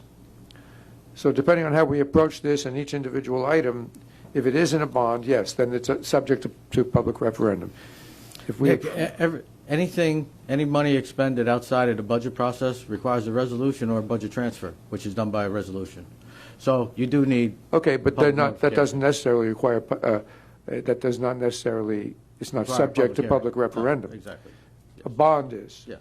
I mean, I'm not an Sure. expert on what's Yeah, yeah. subject to public a referendum, but certainly bonds are. Anyway, I would welcome any explanations of all these different resolutions, and All right, I'd like to first get through the fire truck. We've gone Okay. over some of the other things, and I'd like to give some information, some updated information on some of these things. Has everyone commented on the fire truck, so I could read the resolution? Yeah. Okay.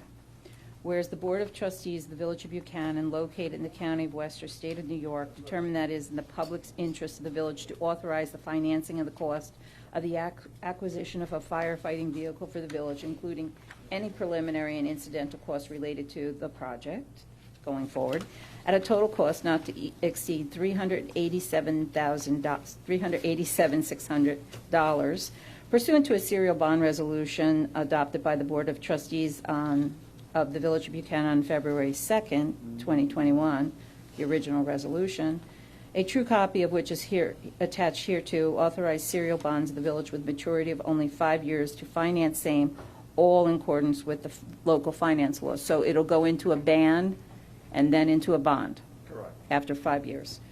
And the discussion we had, just to remind everybody in the public, all the items here, whatever you guys approve, will be a ban. It'll come due in March of next year. Okay. But then we have the sewer treatment plant that'll come in March as well.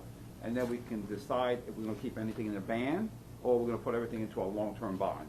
So we'll have a further discussion when the board wants to in the new year. Okay.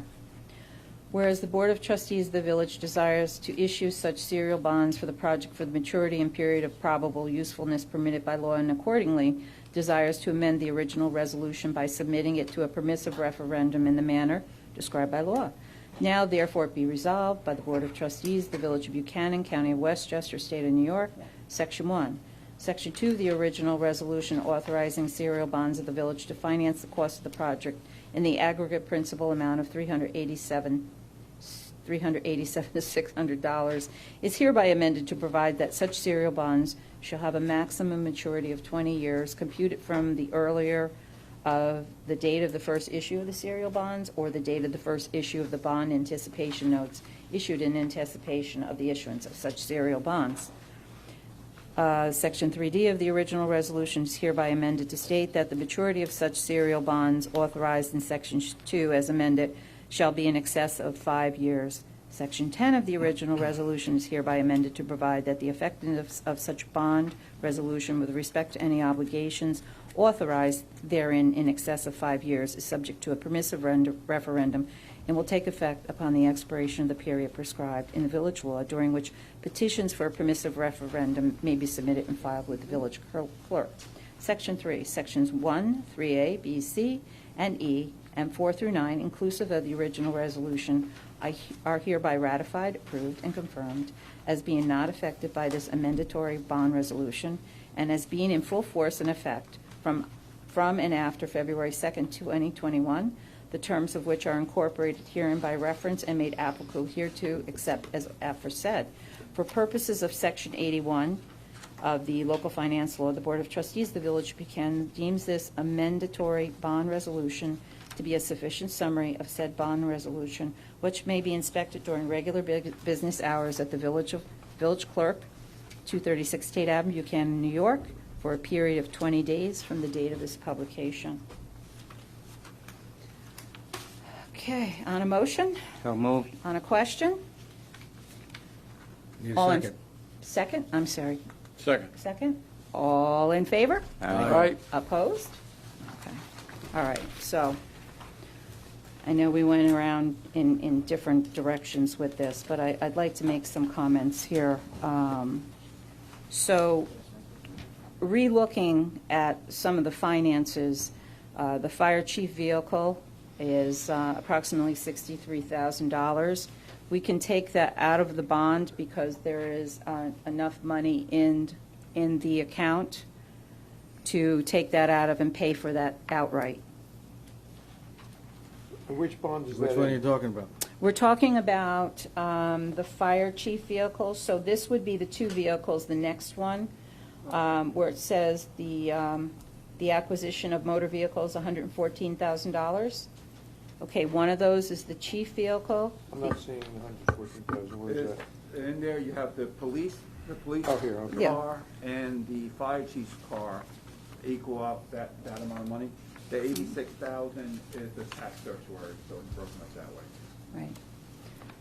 So if we took the $63,000 out of the $114,000, and we could pay that outright through the fire department fund that we have, that we could remove out of the bond. The police vehicle and all our vehicles, what we've done over the last several years is we've done a lease to purchase, and Marcus has said, Cindy, it's like 6% interest to do that. So I'm not looking to put a police vehicle or any vehicles out other than a heavy-duty truck more than 5 years. So if we put that into a ban, and what's the interest now on a ban, Marcus? Less than 1%. Okay, so if we pay for the police vehicle, because we haven't been paying them outright for a while, so if we pay the police vehicle through a ban using less than 1% instead of leasing it at 6%, that would be the more cost-effective way to do that, and that would be paid off within 5 years. The tax cert, I don't know. I don't know what the board, I'm not a big debt person, especially what the village is facing. I just have a problem with that. But sometimes you do need things, and the tax cert, Can I ask, why are two vehicles and the tax certiorari, what's the logic of putting them in this one bond resolution and then having two other bond resolutions with other combined items? Can you just explain the Again, logic of these yeah. separations? That's a legal issue. That's the way the bond council put the bond resolution together. There's something on a PPU or something like that. I'm not exactly. What's a PTU? PPU, probable useful, is period of probable useful life in regard to how long you borrow money for. So you lump things together, longer life, shorter life, and you lump things together. You was can't about 5. borrow money longer than the life expectancy of the Correct. equipment you're purchasing. Okay. So how does a tax certiorari So and a just- vehicle have the same life expectancy? the vehicle could be 5 years, it could be 5 Yeah, years. useful A life. tax certiorari is forever, so. Yeah, useful life on a tax certiorari is 10 years. But questions we're I asked only them paying about it the once, tax I though. Nick, we're only paying the Right. $86,000 once. Right. So it's within the 5-year time frame of a Oh, vehicle. then we're getting So you to put the- everything 5 years or less onto one bond, and anything greater than that onto another.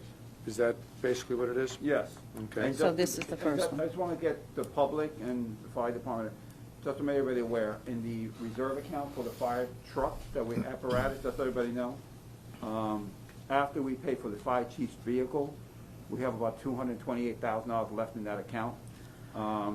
If we buy the fire chief vehicle out of that amount, it leaves you $166,000. So Well, I thought you just said we had 300,000 less the 63 would bring it to 228. No? No. After the down payment for the fire truck. Right. So Okay, yeah, so we're starting at 228 less the 63,000. Right, so it leaves you 166, it's what you Okay. have in that account for any emergencies. So let us make sure everybody aware of what the amount is in that amount. Okay, If you good. want to take that 60-some thousand dollars out of that account, that's a board decision. And that would still leave the 166, Correct. which would be used for repairs and to start saving for another truck when it's needed. Correct. I think 166 is a I'm fine with that. safe buffer. You know, we have enough expenses right now. If we don't have to bond it, I don't think we should. Yep, bingo. So that takes care of that vehicle. And the fire chief vehicle, again, if you banned it, you can take that out of the reserve account as well, so I will not. So take it up- might, okay. It doesn't matter which way you want to do, pay now or pay later, the interest rates are low, it's whatever the board wants to do, so. I think I just want to just pay it off and just get that out of the way and not have to be dealing with the financials on that. Whatever. Okay, so now, so we discussed that. Now I just want to leave that to the side for a second and move on to one of the others. The other one was, I'm sorry, I just want to make sure, the fire truck, we're going to pay out of cash, the police vehicle is staying in the ban, Ban. and the tax statuary will be Wait, abandoned. the fire and truck, keep we're it gonna, you're bonding the fire truck. on. That's separate. The fire Yeah. chief vehicle. Fire Oh, the chief. fire chief Fire vehicle. chief vehicle is going to be paid out of cash. The police SUV will be a ban, which is going to be a ban anyway. Right. And it'll continue as a ban for 5 years. Right. And the tax certiorari will be a ban, but in March, it will be converted into a bond. Is that the decision? Yes, can we combine that bond with another bond? Yes, Okay. yes. all right. Yes. Or we can see where we are in February or March and then make a decision. That's the way I to, understand it. Pay some things off. Okay, so let's leave that one there for a second, so we can talk about all this stuff. So the other one I want to talk about is the software for the computer. So this is the one. You want me to list it out again, so everybody can know? Yeah, so if you can list that out, plus Okay. the 179,000, I know that's the LEDs Yeah, and so and the I'll furnace. go through the list. We got the police management system software, building, planning, zoning, code enforcement application, both of those are 51,000. The financial application is 51,000. The village hall heating system, including boiler replacement and heating units, is 128,000. And then the LED lights is about 51,000. So the Okay. 179 is a, Combination. is one, It's the boiler 128 and the LEDs, for the boiler, and LEDs for the building. and and the LEDs is the balance, which Yes. is what, That's 51? 51,000, yes. Okay, so let's have a conversation about this, because I believe we can take the boiler out. I was fortunate enough to renegotiate the last pilot with Entergy, and we got an additional 135,000. So I would just like the board's direction of whether we should use that $135,000 and just pay for the boiler through that without bonding it. Was that 135,000 listed on the pilot? Is that what that extra thing was? We had to renegotiate another pilot. We For the did with temporary them, 1 year. and we got an additional 135,000. With the Entergy pilot? With the Entergy pilot. And that 135,000 is listed in the pilot? Because it does say infrastructure payment. Because I remember during the budget hearings, we had discussed having a 50% reduction. No, I believe that's outside of the pilot. It was our Yeah. infrastructure agreement outside of the pilot, not part of the pilot. It was a private agreement with the village and Entergy. So that money is separate and can be used at our discretion? Just to make sure, the money, any revenue brought up to the village goes into the general fund, Correct, and yeah, if goes- it's not and- expended. And it goes in the general fund, so that money's in the general fund right now, so the options are, we haven't closed the books yet. If the board wants to take that money in the general fund, transfer it to capital, do that work, that's fine. Or the money stays in the general fund, it goes to fund balance. We haven't closed the books yet, so the idea is which way you want to go. Okay, because I'm not a happy camper about touching any of the fund balance. We've been low before. We've managed to move that needle up. But I think hindsight, we should have had this discussion before June 1st when our books closed and had this already taken care of and started working on getting the new furnace, because we need to get the new furnace this year. We have no choice.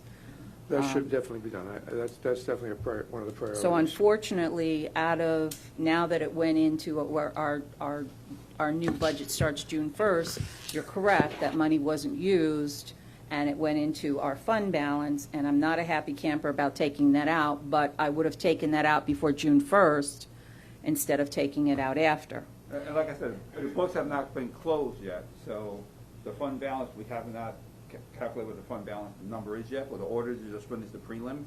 Yeah. So we don't know what the overall fund balance is, but that was money that was not budgeted for.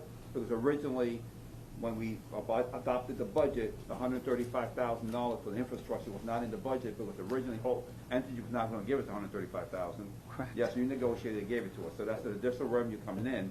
So the board's discussion is, do you want to then take that money, transfer it to capital? I just need a motion from the board to do that, so we can give that to the auditors and then do a budget transfer from the general fund to the capital for this project. I'm just a little confused. When we had the budget hearing, and when we discussed the budget in April and May, and then we approved it at the end of May, in the pilot program and in your presentation, you said there was a $135,000 reduction because they were only giving us half. And when we read the pilot program, you showed the $135,000 that they were going to give us. So you're saying there was another $135,000 that we received after those discussions in May? No. No. Okay. For this year's budget, and this year's budget that we just adopted, infrastructure was zero. Last year's budget, it was zero originally, but then we negotiated $135,000 additional funds that we received. And that's listed on the pilot. That's listed in there. The documents you gave me shows it there. And it shows it's a 50%. No, it's not in the pilot. Really? No. Okay, I'll have to go Yeah. back and look at the emails. Yeah, there was a separate infrastructure agreement Yeah. all these years, but it was not part of the pilot, it was outside of it. Because we were different than the other people we were negotiating with. And when did we receive that money? I don't remember, I have to look at the books, I don't know. Yeah. It was after Yeah, the put it in my, budget. put it in my box to see when we received that. Yeah, it was after the budget was adopted. It was in June then. I don't remember. I don't remember. Okay, Well, no problem. All right, sure. so the question seems to be, do we want to finance it, or do we want to take it right out of the, transfer that money from the general fund?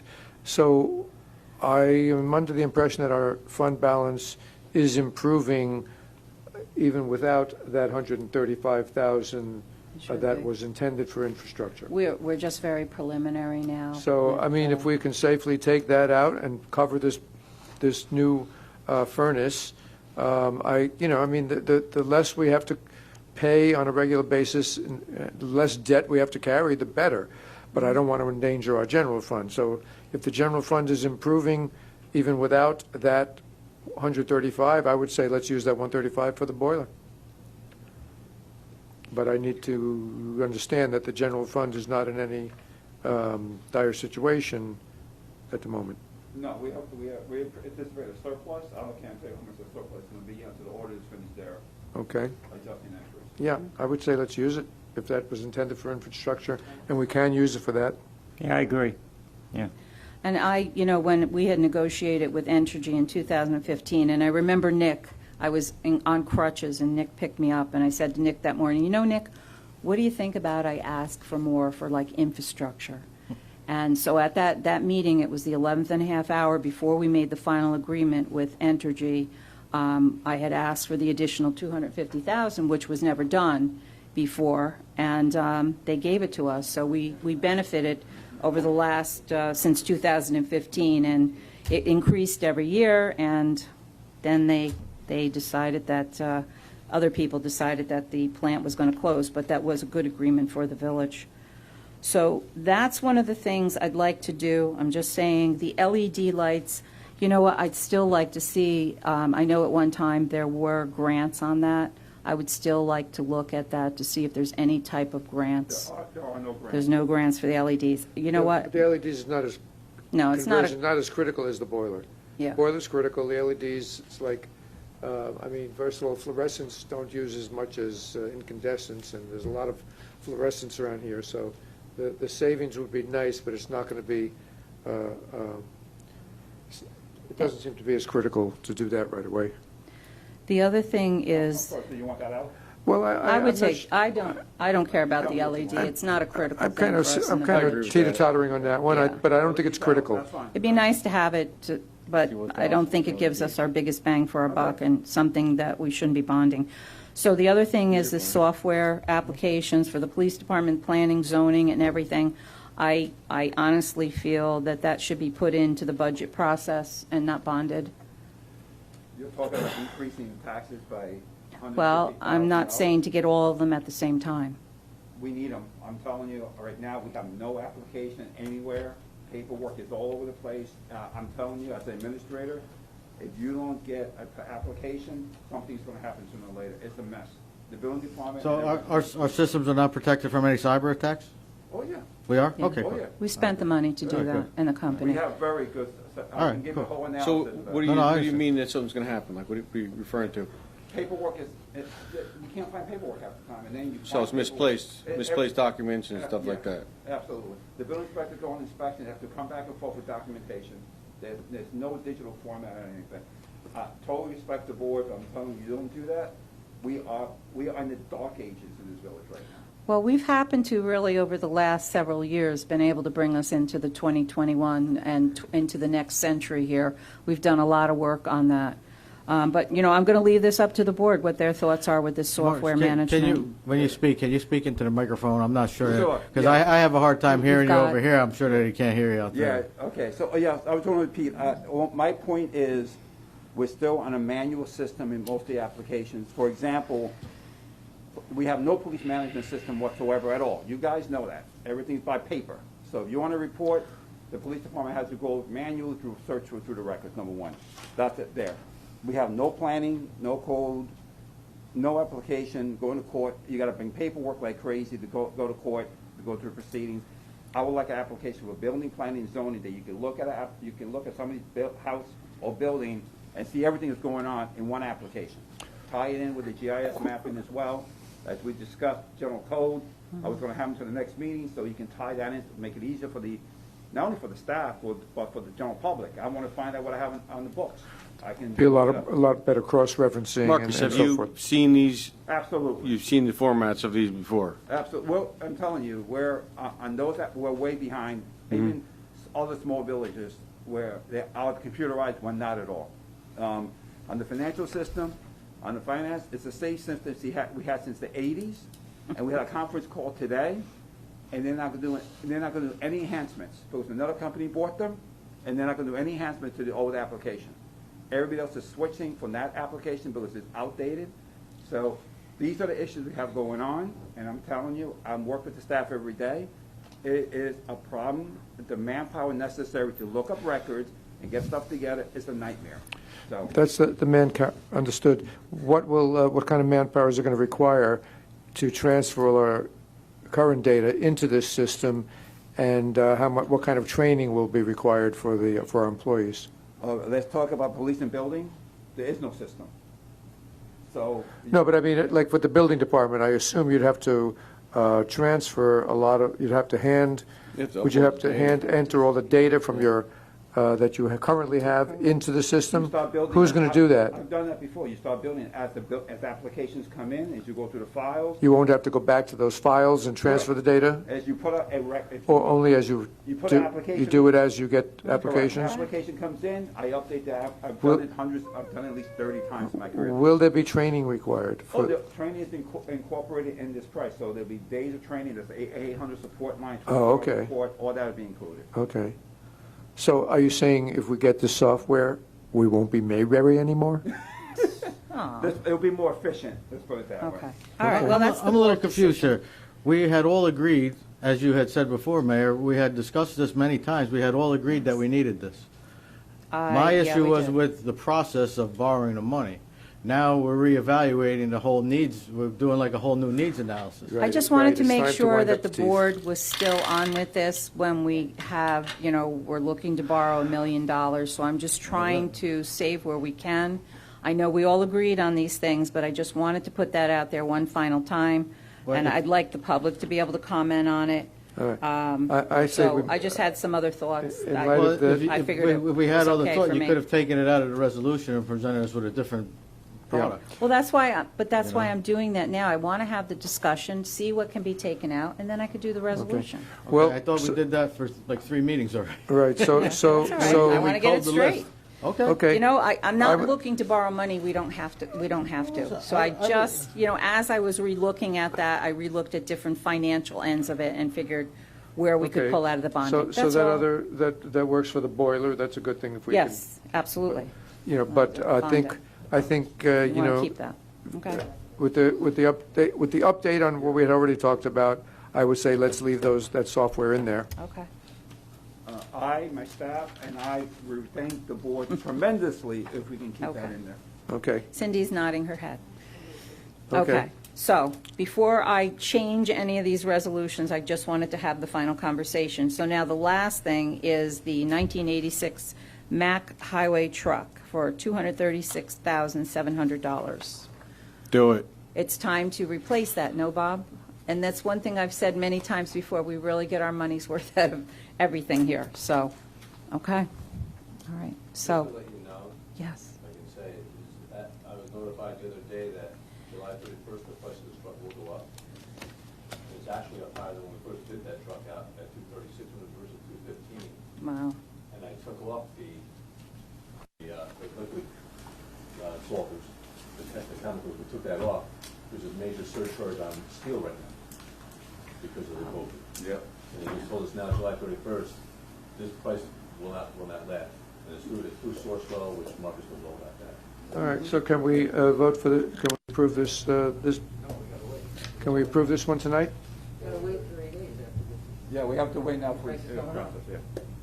so what if somebody does a permissive referendum in 30 days and says, no, I don't think you need that truck, and now we've already ordered it, then what do you do? We're not gonna order it. We can't. Subject to your permission, you can't do anything. Okay, so everything's on hold for It 30 doesn't, days. it Okay. doesn't matter if somebody All right. signs a petition or not. The rules and regulations were set forth when this resolution was presented. Okay. 30 days.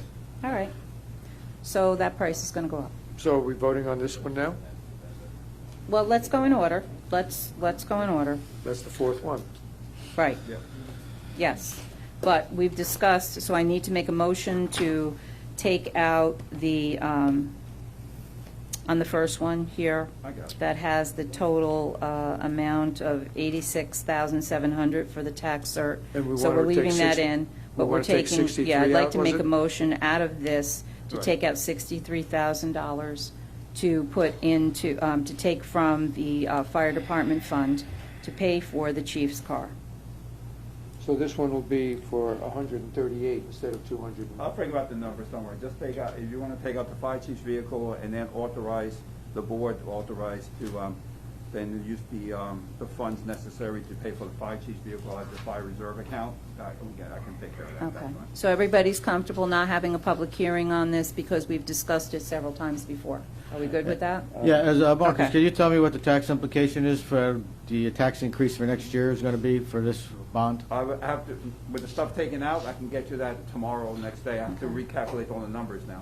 Well, can you give me a roundabout? What's the value of this 210, so you're taking out 60, it's 150, so 30, so that's 5%. We're taking that out, we're taking 135,000 off as well, so I gotta recalculate. No, just for this one bond. $201,000. You're removing $60,000? 63. Okay, so Say- that's going say to be 140. $140,000, correct? 138. Well, okay, 138.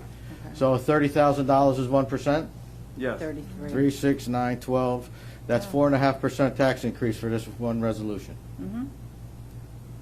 Okay, Is what percent? 4.5%. the value of No, the- because that's, well, that's, no. Oh, yeah, and then because that's being we're gonna spread spread it out. Yeah, It's sure, being yeah, spread yeah. out, so it's very, that's the whole point of this, to spread it out. To give you the right numbers, Yeah. I gotta redo a new Okay, amortization table. understand. I got And then you. get. Sorry, I didn't mean to try to force you. But is it, I got you. all right, well, this one is a 5-year, because, right? Yeah. That's correct. So it'd be about one, 30 about 1%. About 1%. Yeah. Sure. So, I know when you said that if we borrowed $1 million, it would be about $70,000 a year to pay that back. For every million, yes. Yeah. So, just so everybody kind of has that. That's over 20 years. That's Correct. over 20 Yeah, years, this one's correct? 5. Yes, correct, because it's a ban, Mhm. and we're not doing the lease to buy Sure. on the car, so. Right. Okay. Okay, so I'd like to make a motion to take out the fire chief vehicle of $63,000 out of here, out of this, Make a motion to amend the resolution as per the mayor's instruction. second? Second. All in favor? Aye. Okay. So. And now I just need a motion to authorize the payment of the fire chief vehicle out of the fire reserve account. Okay, Make a motion to transfer the funds for the fire chief's vehicle out of the fire truck replacement fund. of $63,000. Second. All in favor? Aye. Any opposed? Okay, good. All right, so that's come out of there, so Now, that's do we need lowered a- that. Do we need so we're not going to So have a now motion to I'm going approve to- the remainder of this? Yeah, so now, That remains, that's a good question, they have to move on. They just did, I think it's good. No, we we took a voted vote to take out amend the it, fire but chief. removing the 63. So now you have to vote for it. Now we have to vote for the Right. remaining 138. No, that's what, I just wanted to remove that first, and then, okay. Whereas the Board of Trustees of the Village of Buchanan, located in the County of Westchester, State of New York, hereby determines that it is in the public interest of the village to authorize the financing of the cost of the payment of judgments and settlements to be paid by the village resulting from a tax certiorari proceedings brought pursuant to Article 7 of the New York Real Property Tax Law, and the amount is $86,700. And the acquisition of a motor vehicle, so that would be the police vehicle. And just give me the dollar amount, Marcus. 63 coming out of there would leave you with 50, with 51. 63, 51,300. For the amount of $51,300, including any preliminary incidental costs related thereto at a total cost not to exceed 138,000. $138,000. Whereas the total amount of the payment of such judgments and settlement claims resulting from the tax certiorari proceedings is more than 1% per centum and less than 3% per centum of the real property tax levy of the village levied for its municipal purposes in the year for which the payment is to be made. Now therefore be resolved by the Board of Trustees of the Village of Buchanan, County of Westchester, State of New York. They get into different sections Yeah, here. you're not going to read all 6 pages of that. This is, Please so tell me I you're not going to think, read all 6 pages of no, that. I think that basically that preliminary thing kind of sums everything up, the amount we're borrowing. It has to be corrected down through the text, of course. Right, okay. So, on a motion, So move. Second. second, all in favor? Aye. Aye. All opposed? All right, that's passed. All right. Now we have, Marcus, so you're going to have to, you're going to have to do some others. So it's the 153 for the software. So before I go into this, 153 for the software, and also, We're that's taking it. 128 Yeah. out. That's it.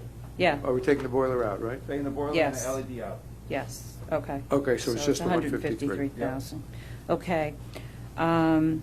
Whereas the Board of Trustees of the Village of Buchanan, located in the County of Westchester, State of New York, hereby determines that it's in the public interest of the village to authorize the financing of the cost of the acquisition of computer software systems at $153,000. And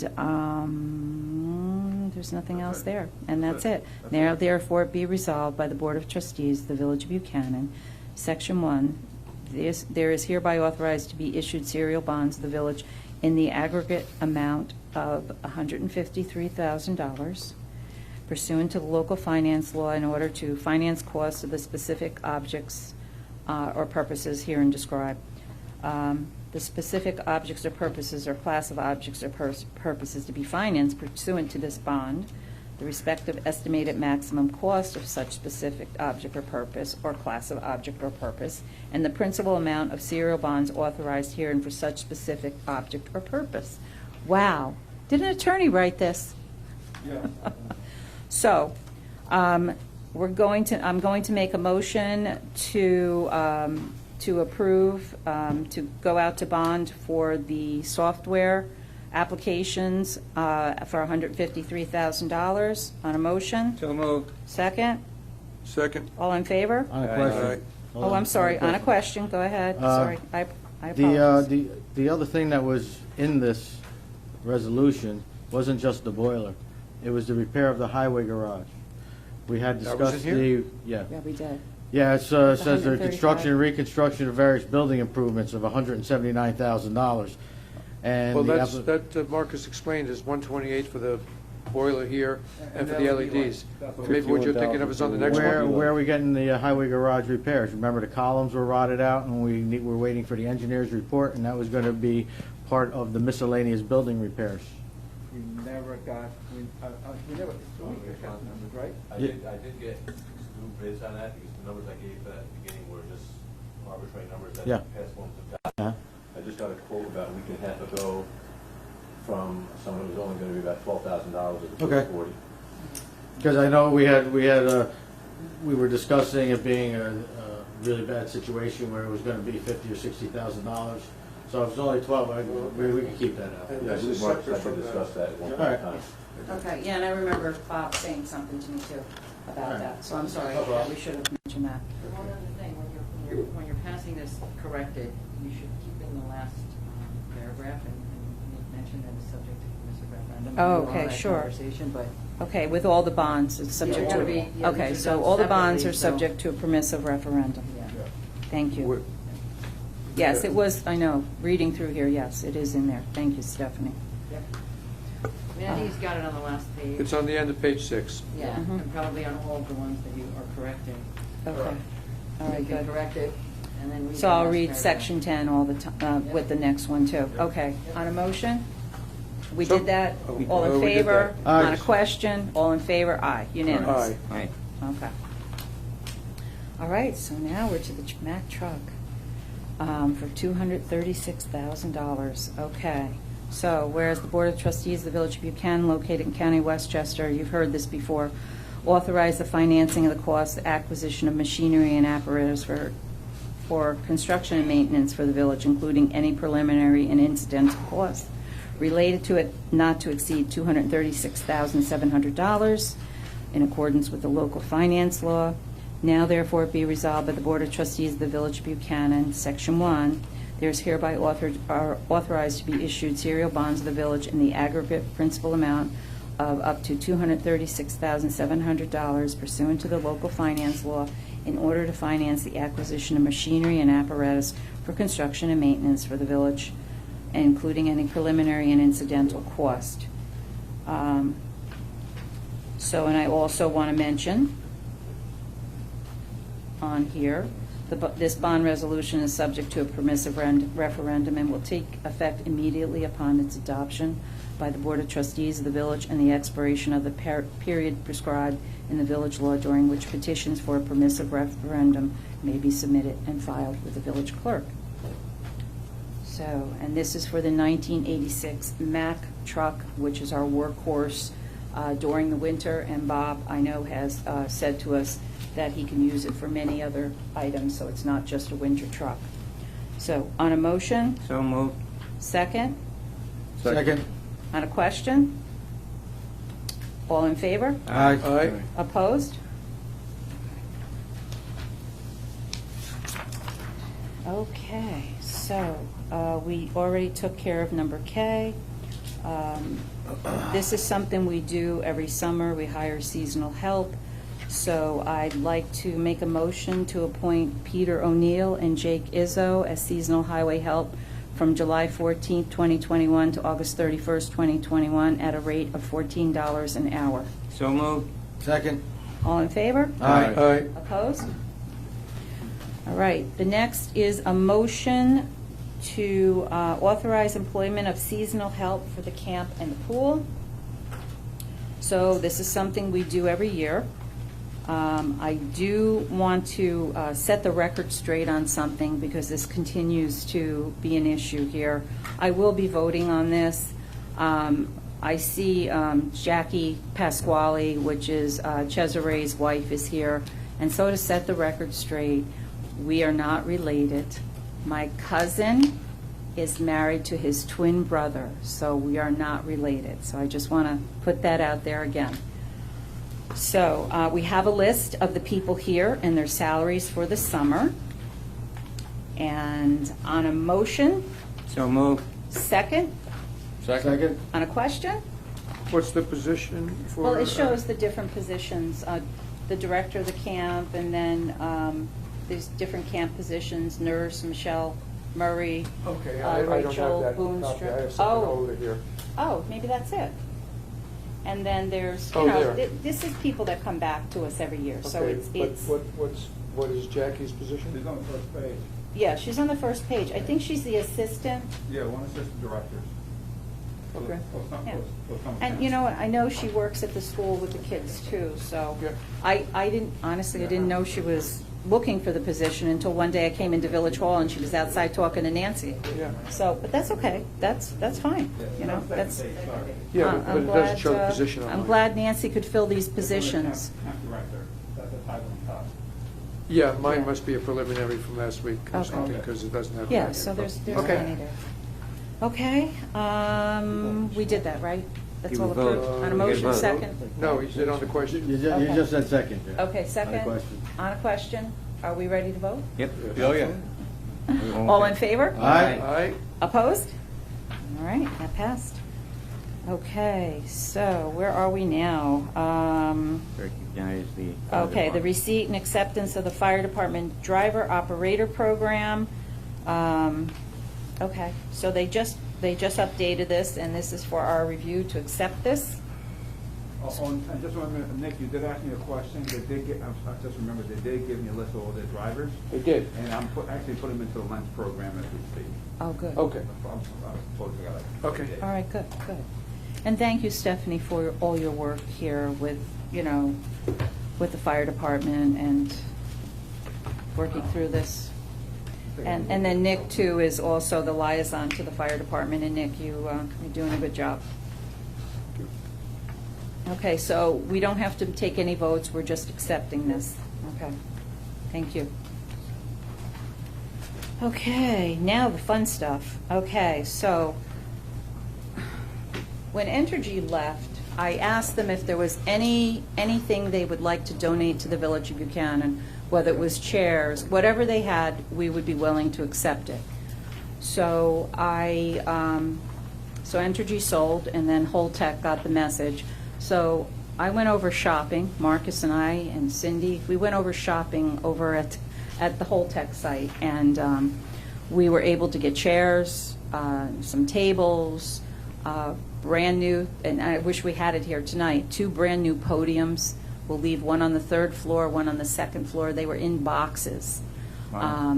We were also able to get some projectors, so we're going to put, you know, a projector up here in the ceiling on the 3rd floor, 2nd floor, so the recreation room down there, the community room, if, you know, anybody ever wanted to see movies or anything. And also I'd like to see if we can put that down at the pavilion at some point too, like to install it in the ceiling. So we have those. Brand new, well, not brand new, but good shape filing cabinets. Cindy, you got some of the fireproof, which we needed down there. And I know things are being shifted around, and but it seems to be more room with this. Yeah, these chairs here, which are And the much chairs. nicer than the ones we had, they look brand new. Yeah, the chairs, I think the other chairs were orange, and we, gosh, 1976, when the building was first done over.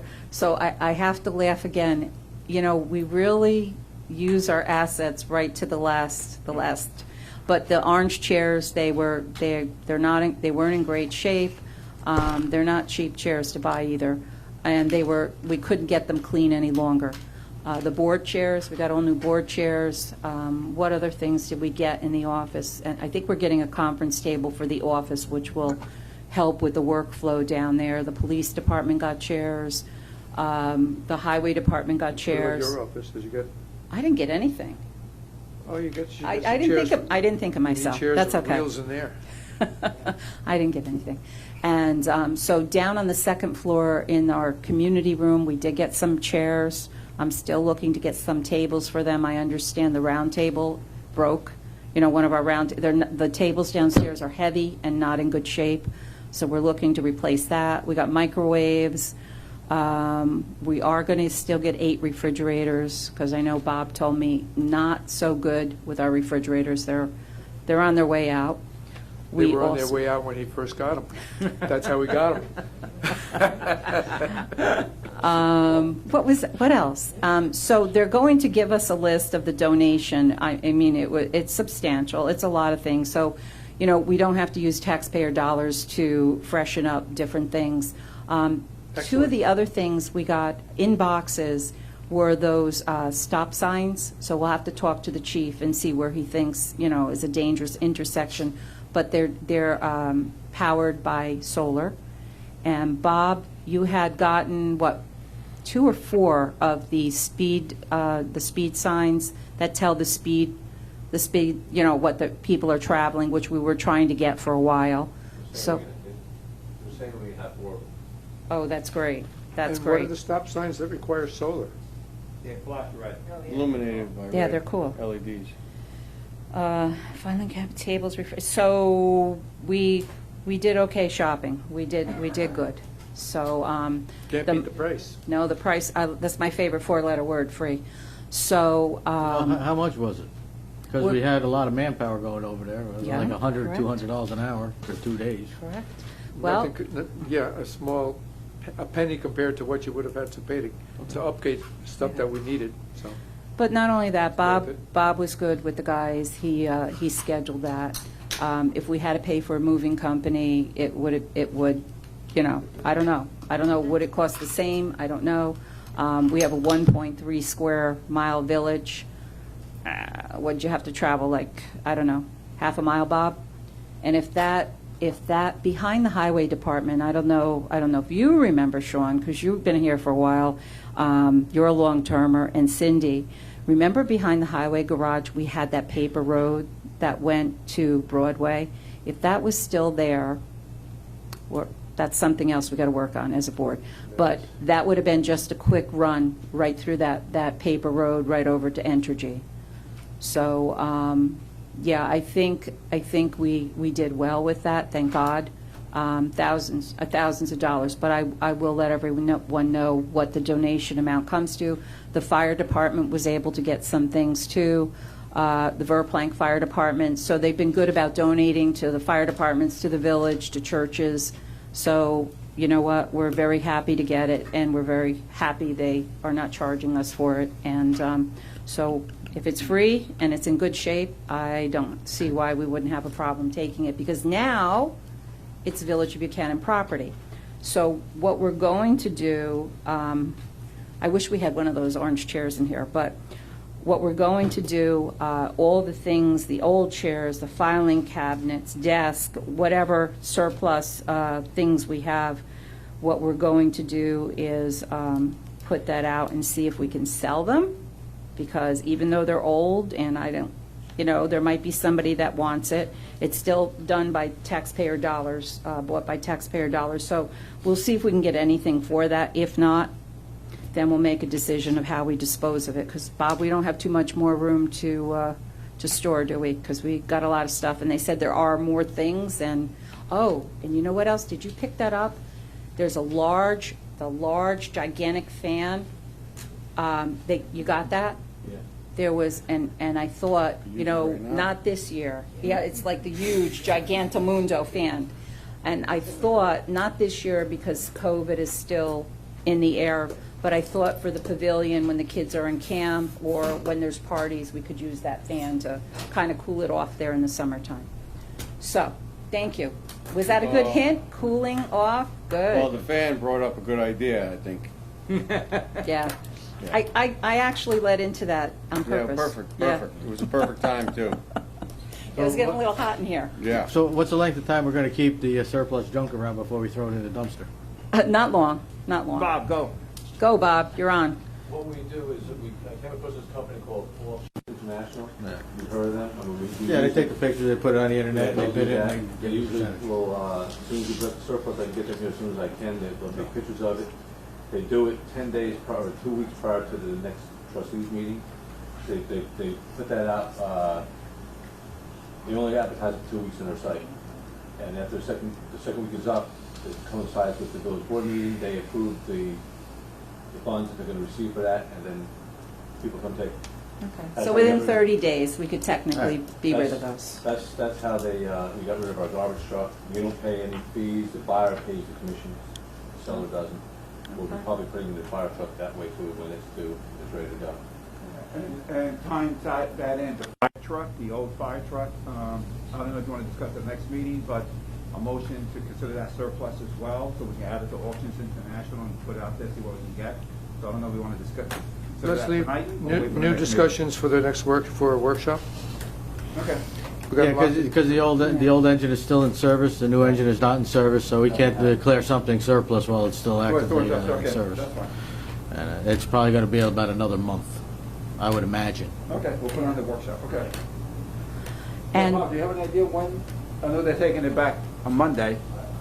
I believe that the company's taking the truck back Friday. Mm-hmm. And they'll have it for 2 to 3 weeks, retrofitting all our compartments and stuff with the way they want to put the gear in it. Okay. Then once we get it back, ready to go, and we make the final transition from one truck to another, it's ready for surplus. All right, perfect, okay. So the Sean's closed probably got a month. Okay. All right, so is there a motion that we need here? yeah, and because I'm sentimental, Bob, if we could leave 4 of the better orange chairs in the history room, I think that would be kind of cute to leave that there. Yeah, So, something with some historic stains on it. yeah, we can do that. Okay, so on a motion to consider the old chairs, filing cabinets, and desk as surplus, and accepting chairs, filing cabinets, and desk from Holtec. So move. Second? All in on a question? All in favor? Aye. Opposed? Okay, good. All right, so something we touched on at the last workshop. Let's see. So we discussed a little bit about changing the election, turning the village elections over to the Westchester County Board of Election. I know we are one of the last communities that still hold their own elections for the village elections. So, let me see. So this also coincides with changing the date for the village election from the March to November election timeframe. So I'm going to read this, and then I'm going to do on a question, and we can discuss it further. Whereas the Village Board of Trustees has determined that it would be more efficient for the village to transfer the conduct of village elections to the Westchester County Board of Elections, given the county board's personnel and equipment resources and their experience and expertise in conducting municipal elections. And whereas the county board will receive nominating and other petitions in accordance with the New York State law and provide all required publication and notices and compensate all election workers in accordance with New York State law. Now therefore be it resolved that in accordance with Section 15-1041C of the New York State election law, this board hereby determines that the Village of Buchanan elections shall be conducted by the Westchester County Board of Elections. Be it further resolved that this resolution is subject to a permissive referendum as provided in Article 9 of the New York State Village Law. And be it further resolved that the Village Board of Trustees authorizes the village administrator and village clerk to take such administrative and ministerial action as necessary to effectuate the terms of this resolution. I'm just looking for my, okay, I've got them here. Okay, so, does anyone want to comment, or do you want me to go to on a question? I got something to say here. Sure, absolutely, go ahead. Is the system we have broken? Well, you know what? I'm glad you asked that question, because first of all, we will save some money, not a lot of money. But you know what I'm noticing? All across the country, the thought is increasing voter turnout. And the last election we had, the last village election, was 350 people. So when we go back to the November election of 2020, District 1 had 700 voters, and District 2 had 492. It depends, what elections are. It's, the legislator election was no big deal. That was about 493 people altogether. When you got to 2018, it was 892 people that voted. When you get to 2017, it was 671. So it just seems that there's more voters that come out in the November timeframe. And also remember, where the village is changing, we have a lot more people coming into the village that not necessarily came from a village. So they're used to the November timeframe. And I see total registered, so Sean, this is from the Board of Elections, total registered voters in the village, the Board of Elections has in 2020, 1,397. Total registered in 2021 is 1,499. So within a short time, this is how many new houses and many people we have. So there's an increase of like 100 more voters in the village. There was So- also an uptick in registration, I think, because of the presidential election. Yeah, that got people excited. National politics, it just, the elections went crazy. But the Yeah. the resolution we're Especially talking about Is- right. the resolution is about shifting the elections to the Board of Elections. The next resolution is about changing the date, so Okay. we should stick Yeah, I was with the talking about that one. resolution. Okay, I apologize. So, Okay, so I just, they're kind of associated with one another, so I will just, I'll make the motion. All in favor? no, Well, you didn't, nobody made a motion. There No, was I'm no just- motions, there was no seconds, there was no Yeah, and I'd like to questions. just say a Okay, couple of things, sorry. too. Well, So, Sorry. All right, Nick so where would are like we? to speak. So I was just asking if anybody would like to speak about this, so Anthony gave his yeah, comment, what- so your comment? Yeah, I want to speak. Is it my turn? Yes, please. Yeah, I mean, this is something that, there's not a whole lot of arguments here. There's, the basic argument is you saved a little bit of money, but you're probably going to have larger turnouts if you have the elections in November. The counter argument is generally that it'll take attention away from the village election. But when, like in the last election, the turnout was about 25% of the electorate, and I think that there'd be more to gain from having it in tune with the other elections, because the number of additional people that'll be out to vote, I think, might make more people take a look at, since they're going out to vote anyway, what the village election is. Right now, I think there's a lot of people that just couldn't give a rat's bleep about the village elections. Of course, there's might always be a couple, 200-300 people, but a lot of people really just like in one ear, out the other ear. So I think if we tie it into other elections, it might help to get more people aware that there's also village elections, and they can come out in one shot. And, I think that the savings in money is small, but whatever it is. But I think I like the idea of doing it when there's more likely to get more people turning out. so I'd like to bring the conversation back to the resolution that is being discussed. We're not on the date resolution yet, we're on the Board of Elections running the elections resolution. Correct. Okay? So those comments were in the wrong resolution. All right? Second of all, what is going to be the process now? Do all candidates, whenever they want to do filings, have to go down to the County Board of Elections, or can they still be filed with it by the clerk that we have always done before? If the county takes over the elections, they would report to the county. So you're actually making it harder for candidates to get on the ballot because all the information, all the caucuses, everything's available at the village. Once all the paperwork is notarized and given to the village, it makes it easier. You know, people having to go down to the county to get to the county board of elections now, especially when every political office is going to be up for election if the other resolution passed, you're going to be standing in line in White Plains in November or whenever the time frames are. You don't believe, you don't, I know you don't. I've been down there, and when I've run, I've gone down to get the walking list, I've gone down to get the list. When we had chairmans, they would take, the chairman, whether it's Democrat or Republican Party, they would take the forms down to the county offices. I never did that. I always brought No? it to the village hall. Okay, I always brought all your petitions to village hall. Now, Right. if you had it with the county, that person who is the head of the party would most likely be the one to take it there.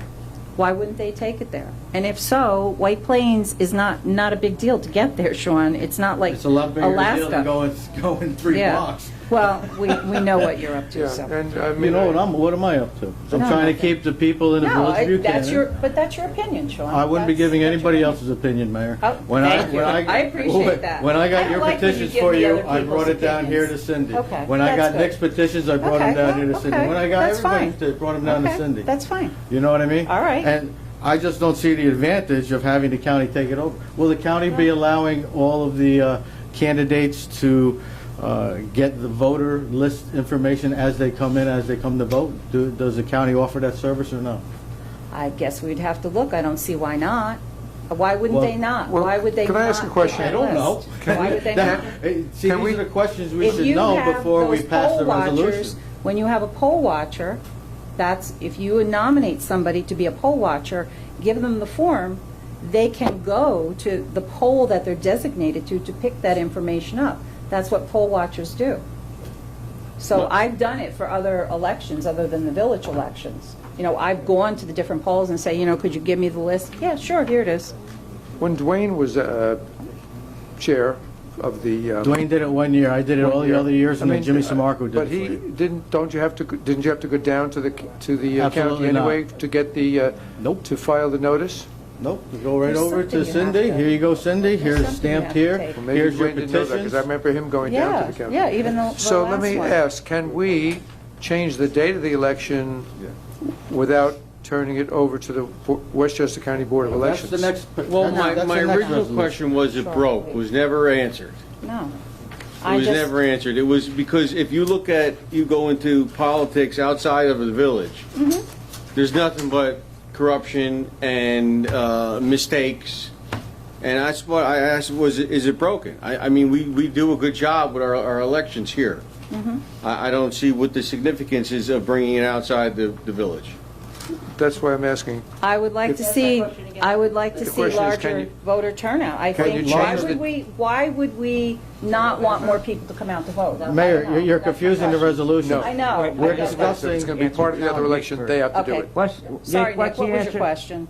I'm The sorry. question was, can you change the date of the election but not have it conducted by Westchester County? The answer is no, No. because if it's done in conjunction with other elections, it It's all all goes done into at the the same same time. machines and okay. systems, so. But we, Yeah, this is something we had discussed with my previous so board really, there it for a should, while, too. this should all be in one statement instead of in two.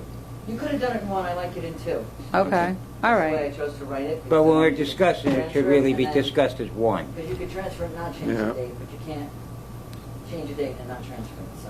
I did it in Yeah, two, so- to make it Okay, clear. all right, So- let's So vote what, on this. what you're saying, Stephanie, we can maintain the the March elections and still have the county run our elections.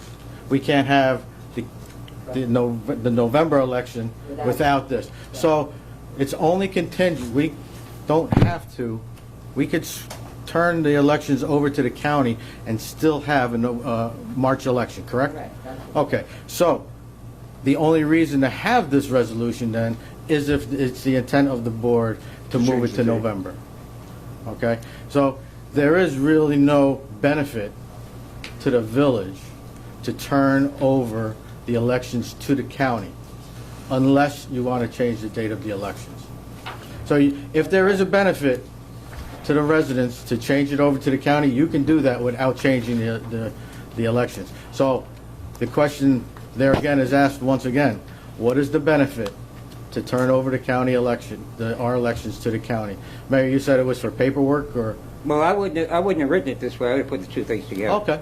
And I'm for changing the election date, Okay. because I think we see what's going on in this country right now, in these states who are restricting people their right to vote. And I think we have to make it this country, to maintain our democracy, that everybody has as much right to vote, and make it as easy as possible. Absolutely. And we're not. Buchanan was always one of the higher percentages, comparatively speaking. It's a nationwide thing. So, and I think it makes it a lot easier. I know that, I don't know how many times I've forgotten, like, the school elections and things like that, because they're on different dates. And you'll just get more people. And the village has changed, and as the mayor has said, I think what the main thing here is that people are coming into the village are used to voting on that first Tuesday in November. So I really believe that the low voter turnout has to do with the numerous uncontested elections. There's been numerous uncontested elections that nobody even knows. Why would they come out to vote? Well, I guess people were kind of happy with the way things were going, huh? That's why people wouldn't come out to contest an election. Sometimes. Yes? Yeah, I think Sometimes. that there's a But little- there again, in 2012, there was almost, 2010, there was over 700-800 people that came out to vote. But why wouldn't In you want that to 1980, continue? we But do why want wouldn't that. you want those Sure. people to come out? They will come So out. if we They came out then, change, they'll come out if we again. change the You know, election. But it takes a little controversy to get people out. There you Yeah, go. That sometimes 2010 that works, election yeah. had a lot of a lot of controversy. And in the 1980 election had equal controversy with 1,000 people who were registered and almost 900 came out to vote in 1980. So it's cyclical based on contentious elections. Yeah, well, it's also, there's other factors. When there's when the mayoral term is up, there tends to be a little higher turnout than on the mid-years when it's just a couple of trustees. This year, I mean, the last 2 years, really, part of it was pandemic. So, I think there's a lot of things. No, listen, there's A a lot lot of of factors that affect voter turnout, absolutely. But when you have your own independent elections, when you could focus on your independent issues, when you can reach out and speak with the electorate without having any subterfuge or any confusion with the other 10 candidates who are knocking on your door or sending you dump truck loads worth of propaganda, Yeah. You get lost in the minutia. Yeah, this keeps it community. It keeps it more effective, I believe, because your agenda is there's no interference. You go knock on doors, you tell them what your agenda is. There's no national interference, no county interference. There's just what you want to do for this specific community. And I think it's accepted more, and there's no distractions. Anthony, I even said that at one time. I always thought that way. I really did.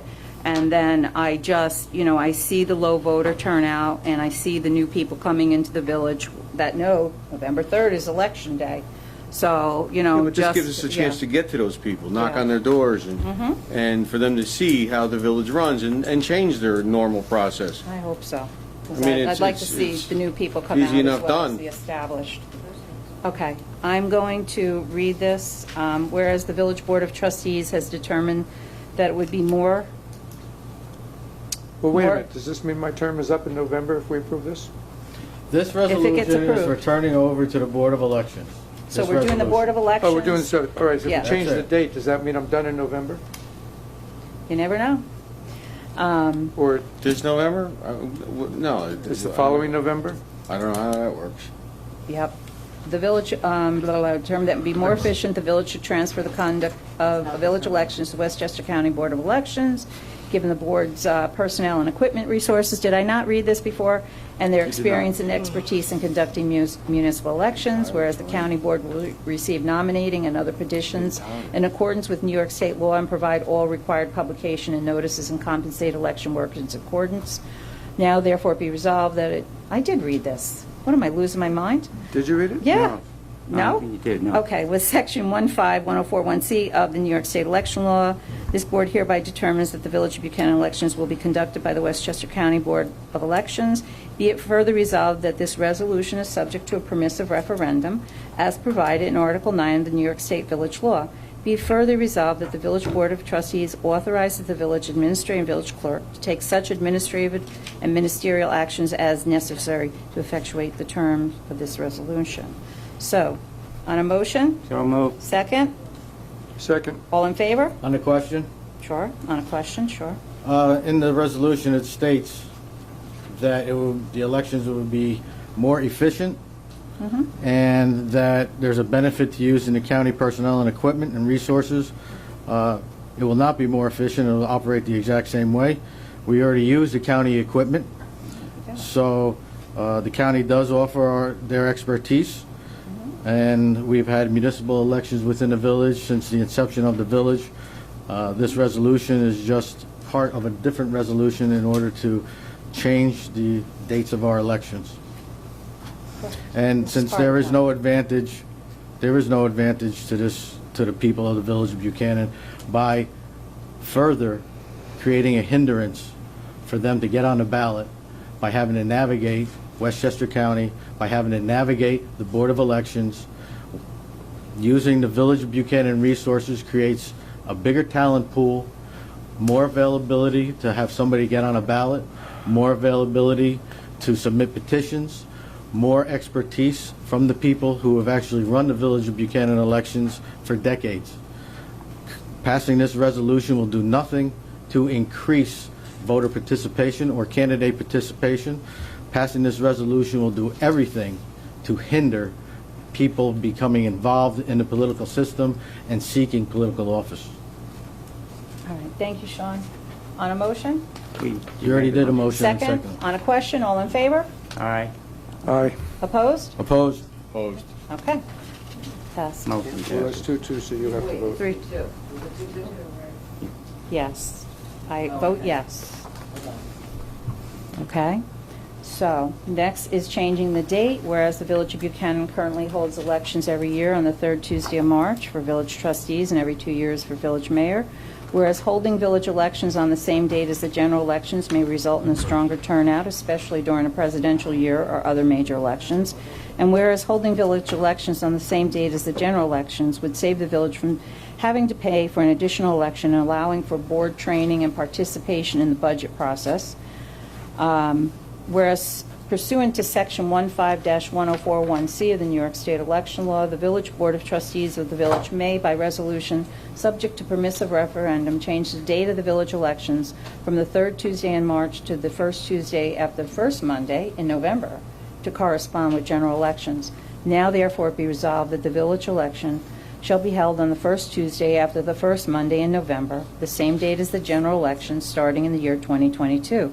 Be it further resolved that this resolution is subject to a permissive referendum as provided in Article 9 of New York State Village Law, and be it further resolved that the term of any village official whose term would otherwise expire shall be extended until the beginning of the new term of office for such official following the general election, and be it further resolved the Village Board of Trustees authorize the village clerk to take any action as necessary to effectuate the terms of the resolution. On a motion? So moved. Second? Second. On a question?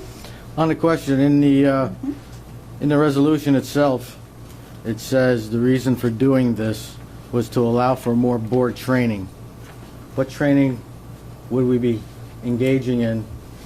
What training? Not us. It's the people who do the elections. They do get training, and some are trained Well, to use. it says it would save the village from having to pay for additional election and allow for board training and participation in the budget process. So board training would lead me to believe it's a village board training, and participation in the budget process would be the village board members. Yeah, what does that So do? what does that mean? Is it because, I don't understand. Mayor? Stephanie, I'm not sure you wrote the resolution, but I think it should pertain to the training that the people who run the elections and do the elections, that it should be their training, not our board. So Open no board training on and that budget day. process. Yeah. That's the day they train? Who did this resolution? I did it. Okay, and, So the thought process was. Thank you. I thought we discussed it. no. Well, it wasn't, this definitely was not discussed at the workshop. Who No, was this- it discussed this- with? This section of it was not discussed, but we'll let Stephanie, asked to do what her this. thought So it process was discussed with the mayor? was. No, I didn't No. have the, no. Okay. I had Didn't we do a asked her workshop to that do a we were res, gonna do this? we had, at the workshop, we had discussed about doing this. That's what we discussed. I don't remember that. Had nothing to do Yeah. with board training or budgets. I don't remember that component Could we either. have Stephanie speak to So the what her thought thoughts are? process was, and this I did actually get from other Okay. places that have done this, as, you know, why would you do this? What would the point be? And several of them said that your budget process, when you elect, if you elect in November and they take whatever, when do you become sworn in January? Your budget isn't until the following, so it gives several months before the budget with you, let's say you were elected. Gives you like 4 months to prepare, get involved in the budget process prior to actually voting on it. That was- So These the elections, new you're there for about a person month. could start the budget process and be at I the wouldn't have read beginning. that wording into that, but that actually makes sense. No, because- Now that you explain it like If you that, I got, get yeah, it. you got in beginning. April, The way it's worded, and the doesn't- first thing you're Because dealing now, with is a Anthony, for budget. example, you came in new. Yeah, no, I You came in get it April now. 1st, we Yeah. were in the heat of battle already. That's No, Board actually, training and participation in the budget process, so, all right. So Well done, To me, Stephanie. it made sense because. Now I understand. Participating in the budget that's process. actually, Right. that's a For a plus. much longer time, when he came in, you know, he's expected to vote on a budget and has no idea what they went into. That was The- one. That's the- true. Absolutely. So that's the- what some jurisdictions use as one of the reasons why they. The mayor can release No the brainer. preliminary budget whenever they want. Okay. After a certain date, I forget what the date is. You have, There is a you have to certain have a date. public hearing, but you can release a preliminary budget at any time. It has And nothing to do with when the election it's ready to is. be presented. Yeah, but we're not going to do a preliminary it's- budget in the fall. You could do a preliminary budget in December or January. Why does it have Usually you're have not- anything to do with when Usually it's you're not election prepared. time? Sean, you were on the board. Usually you're not prepared. You know, January, you start getting the numbers from the administrator, like where are we in the budget process? Where are we on the lines? Yeah. You start Yeah. discussing it. You know, it takes several months to start the budget process. So what You does know, that have to do at a time of an election, though? The time of election is because You don't get when elected, there's a and then new the first thing you're person, dealing with is a budget that you have no They would come in January familiarity with. 1st, and they would have time to be in the process of the budget process instead of coming in April 1st when the budget has to be approved by May 1st. They only have 30 days. Like, okay, I'm a brand-new person, I've never done a budget before, what the hell is this, basically? So, that's it. I think that's just a way to say, you don't want to tell the taxpayer how much you're going to raise the budget during an election season. You can No. just say it that way. No, but the budget process is still there. It's still there. The budget process then at that point would start on January, February 1st. Instead of now, what if it was a completely new board? Now they get sworn in April 1st. Now the budget has to be approved in a month. They weren't part of the, could they change things? Sure. But they weren't part of the preliminary process of doing that. We have always been, when we talk about the budget, we've always had meetings and told, you know, what are the things that, you know, this is where we are. Nick has always asked for the line runs, the budget line runs, you know, where are we on this line, where are we on that line? So Nick has always, I can honestly say that. But I think it would give people more time when they're new to understand, and it would give more time for budget prep, because we never started before until the January, February timeframe, when we start talking about the budgets. Well, you know, what are we There- looking at? Oh, you know, oh, we got this extra, we have this less, you know, so, but we really finalize it. Marcus, when did we present the budget? Was it the end of March? Yes. The end of Preliminary. March, we had a couple of public hearings, April, and then boom, April 30th, I don't remember, but by the end of April, the budget was voted And on. there again, the budget was not impacted by the time of the elections. The election timing has never had an impact on passing the budget. We have always followed the rules and procedures governed by New York State. We have always had the public hearings, you know. If Sean, it was I'm trying okay to for the last help 5 the decades. new people. I'm trying to help the new people to give them more time so that they can be involved more in the budget process. Maybe they could go with the state to NICOM and get some training on what the budget process is, what to look for, you know, what are some of the questions and things. Anthony, eventually I'd like to see him go to a NICOM seminar, and it's just a plethora of different workshops, good stuff. workshops and different things that, with all the new people, I think it helps them to understand, better what's going on. And So- in the past, the candidates who wanted Actually, have to, one in Lake Placid. It's really, Oh. it's pretty enjoyable. The- Most of the times it's a what's the race? Saratoga. Saratoga. Yeah, Which wow, is Saratoga. Yeah, most of the time, and it's nice. You get out. That's the one I want to go to. And at you the have a choice of organizational, which yeah. seminars you Well, want to anyway, go. There's okay. one general one to begin. That's a separate discussion. The fact is, we And the other- over the years, a couple of times, we've discussed having a program for new trustee training. We've talked about it for years, just whether, basic planning, zoning, budget process, open meetings laws. There's about a half dozen basic topic areas that new trustees should get filled in on. There's plenty of opportunities, and whether the, you go to one of those. I appreciate that. I appreciate it. I mean, yeah. I'm picking it up as we go. Yeah, And- right. And I appreciate Right. the. I found when Yeah. for going to those the annual training workshops up in Saratoga, I did them Yeah. many times, very helpful. But in the years past, has new trustees affected the turnout of the budget vote? no, No. no. But you know what? You want to know what you're voting on. Yeah, I get that. I And- get You know. it. But I'm asking Yeah. a question. Has This is it not- affected the vote before? Yeah, to me, this is I think it's a positive. It's not, I don't think it's the reason I would have thought to do this, but I think it's a bonus. And the other method that prospective elected officials used to become familiar with the budget hearing process was to attend the workshop meetings, because they're all open. As soon as the tentative budget would be presented, people could ask questions on it. They learn right there, because you can't put together a budget or make decisions on it without being in an open meeting. So that is the other method that you would use. You don't have to change an election to have somebody come to a workshop meeting to see what a proposed budget is. Sean, that's just one of the benefits of doing it. I don't think it's a benefit. We're looking at increased voter turnout. We're giving everyone the opportunity to be able to come out and vote for better. So to me, this is like a no-brainer. So, but, everyone it's- has their this- different opinions. Our system has worked for, what, a half a century now? 75 years, maybe? What is it? 1928, Yeah. so do the math. So, I don't know.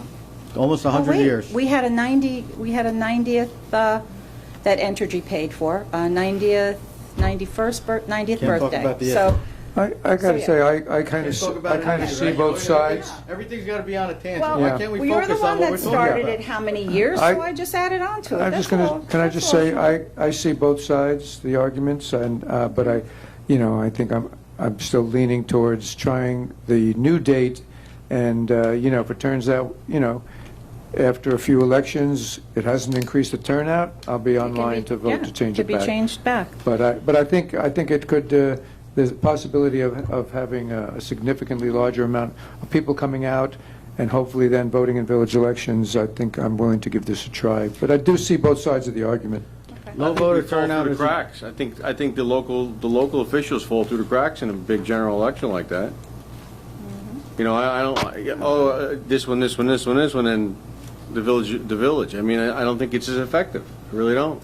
Yeah, but look, I mean, that's also, There again, this is something that would be great for a public hearing.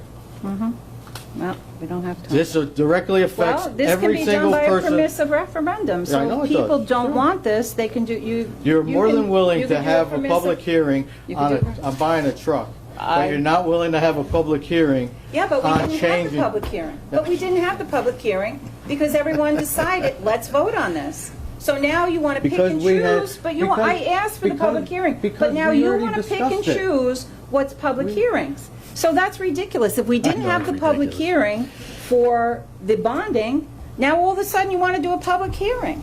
We discussed this a little bit at the last meeting. So if people are unhappy with this, then of course they could do the permissive referendum. They can come to us and say that. So, on a motion? So the terms and conditions, we already did on a motion, you already had a second. On a question, We're already so- on the question. Okay, thank Okay, you. so I we're lost still track. going to allow the public access to the petitions. Sure. Under the same terms and conditions of the bonds, correct? There will be separate petitions. Absolutely, yeah, sure. For everything, sure. Separate petitions for change, yeah, Right. sure, okay. Okay, so, all in favor? Aye. Opposed? Opposed? In favor. Okay, so, now we're going to information from officers and departments, Justice Court Report. Hold on, you're missing a lot of things, sir. Oh, You're did I? missing, consider a motion to Oh, yes. rescind the I'm local sorry, sewer I fund skipped law. over that. Oh, we As don't well as, wanna miss PBA, that. as well as the No, we don't wanna filming. miss that. Okay, so. I'm sorry, can I have the vote on the last one? I was in favor, Nick was in favor, Rich was in favor, opposed was Anthony and Sean. So, something we've been talking about for a while, and thank you for putting this in here, was we're going to make a motion on rescinding the sewer fund. And thank you for putting sewer fund, because once again, this was not a tax. And let's talk about planning for the future. You know, that seems to be a big tagline out there. Oh, there's no planning for the future.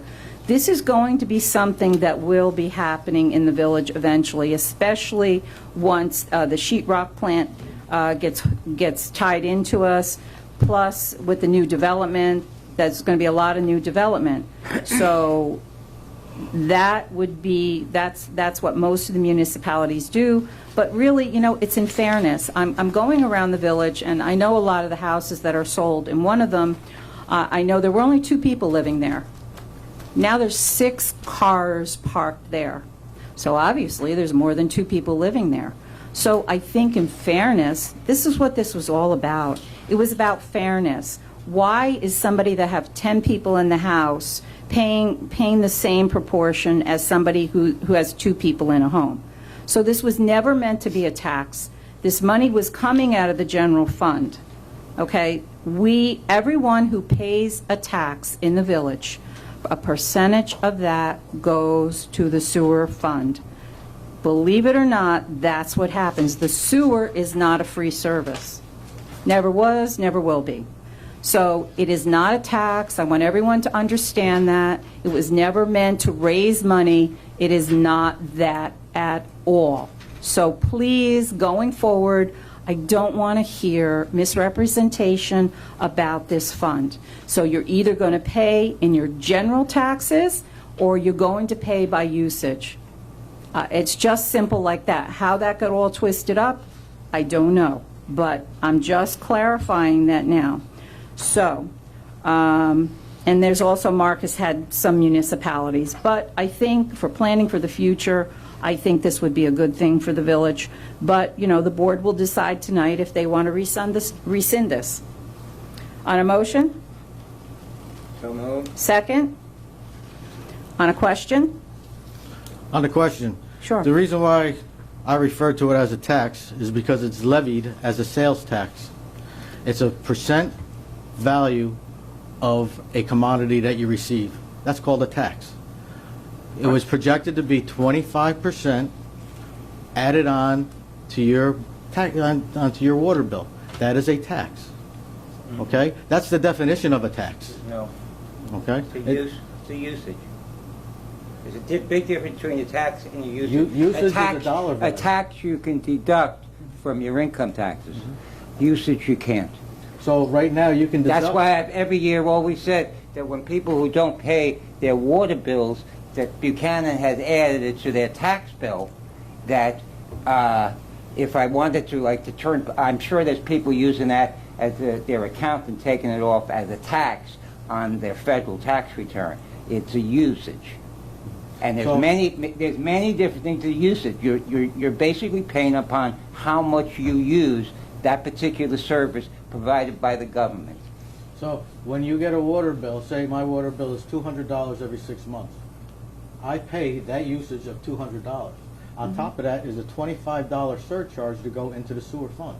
That's how it was going to be calculated. That's what the presentation said. That is a tax. That's still a usage. No. Okay. Do you understand? I think where you're slipping up here Okay. is it's coming out of the general fund now. Now it So is, if you do the sewer fund, your money that you're paying in your tax would not go into the general fund. So it would be the water usage, that's how you would pay for your use, for the sewer. So if somebody has a $1,000 bill and it's 25%, their sewer fund would be $250. But you would no longer, your tax dollars would not be going into the general fund for the sewer. You would pay according to your usage, and it would go into a sewer fund. Yeah. So I'm not, I just don't think you understand. No, It's listen, I not going understand it. into the general fund anymore. Marcus, understand it and if you would 100%. like to come. I would like to. come in. Go ahead. If I can, I think here's the key thing. The sewers have to get paid for one way or the other. Absolutely. Right now, everybody, it's a percentage of everybody's village tax. And what is that, about 25%? So everybody with a similar size house is paying the same tax. If you're an average assessed house and you're paying, well, let's just say you're paying $2,000 a year in village tax. There might be 100 houses that are paying $2,000 a year in village tax. In one of those houses, there might be one senior living or two seniors. In another one of those houses, there might be a family of 7 people. So the 7 people right now that have the same tax bill are paying just as much to use the sewers as the 1 or 2 people in a similar sized house.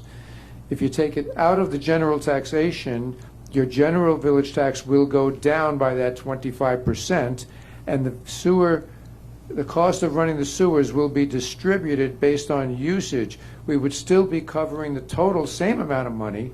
So if the total that people were paying through their taxes for sewers was $2 million a year, it would still be the same total, but it would be based on usage. I'm generally a big supporter of people paying based on usage. Why should somebody that uses half as much, if you use, how would you like it if you lived alone in your house and had to pay the same amount for water as a family of 6 in a similar sized house? Well, you're 100% right. You pay based on what you use, they pay based on what they use, and now this would make the sewer usage the same, because water usage is a good indicator of how much sewage you use.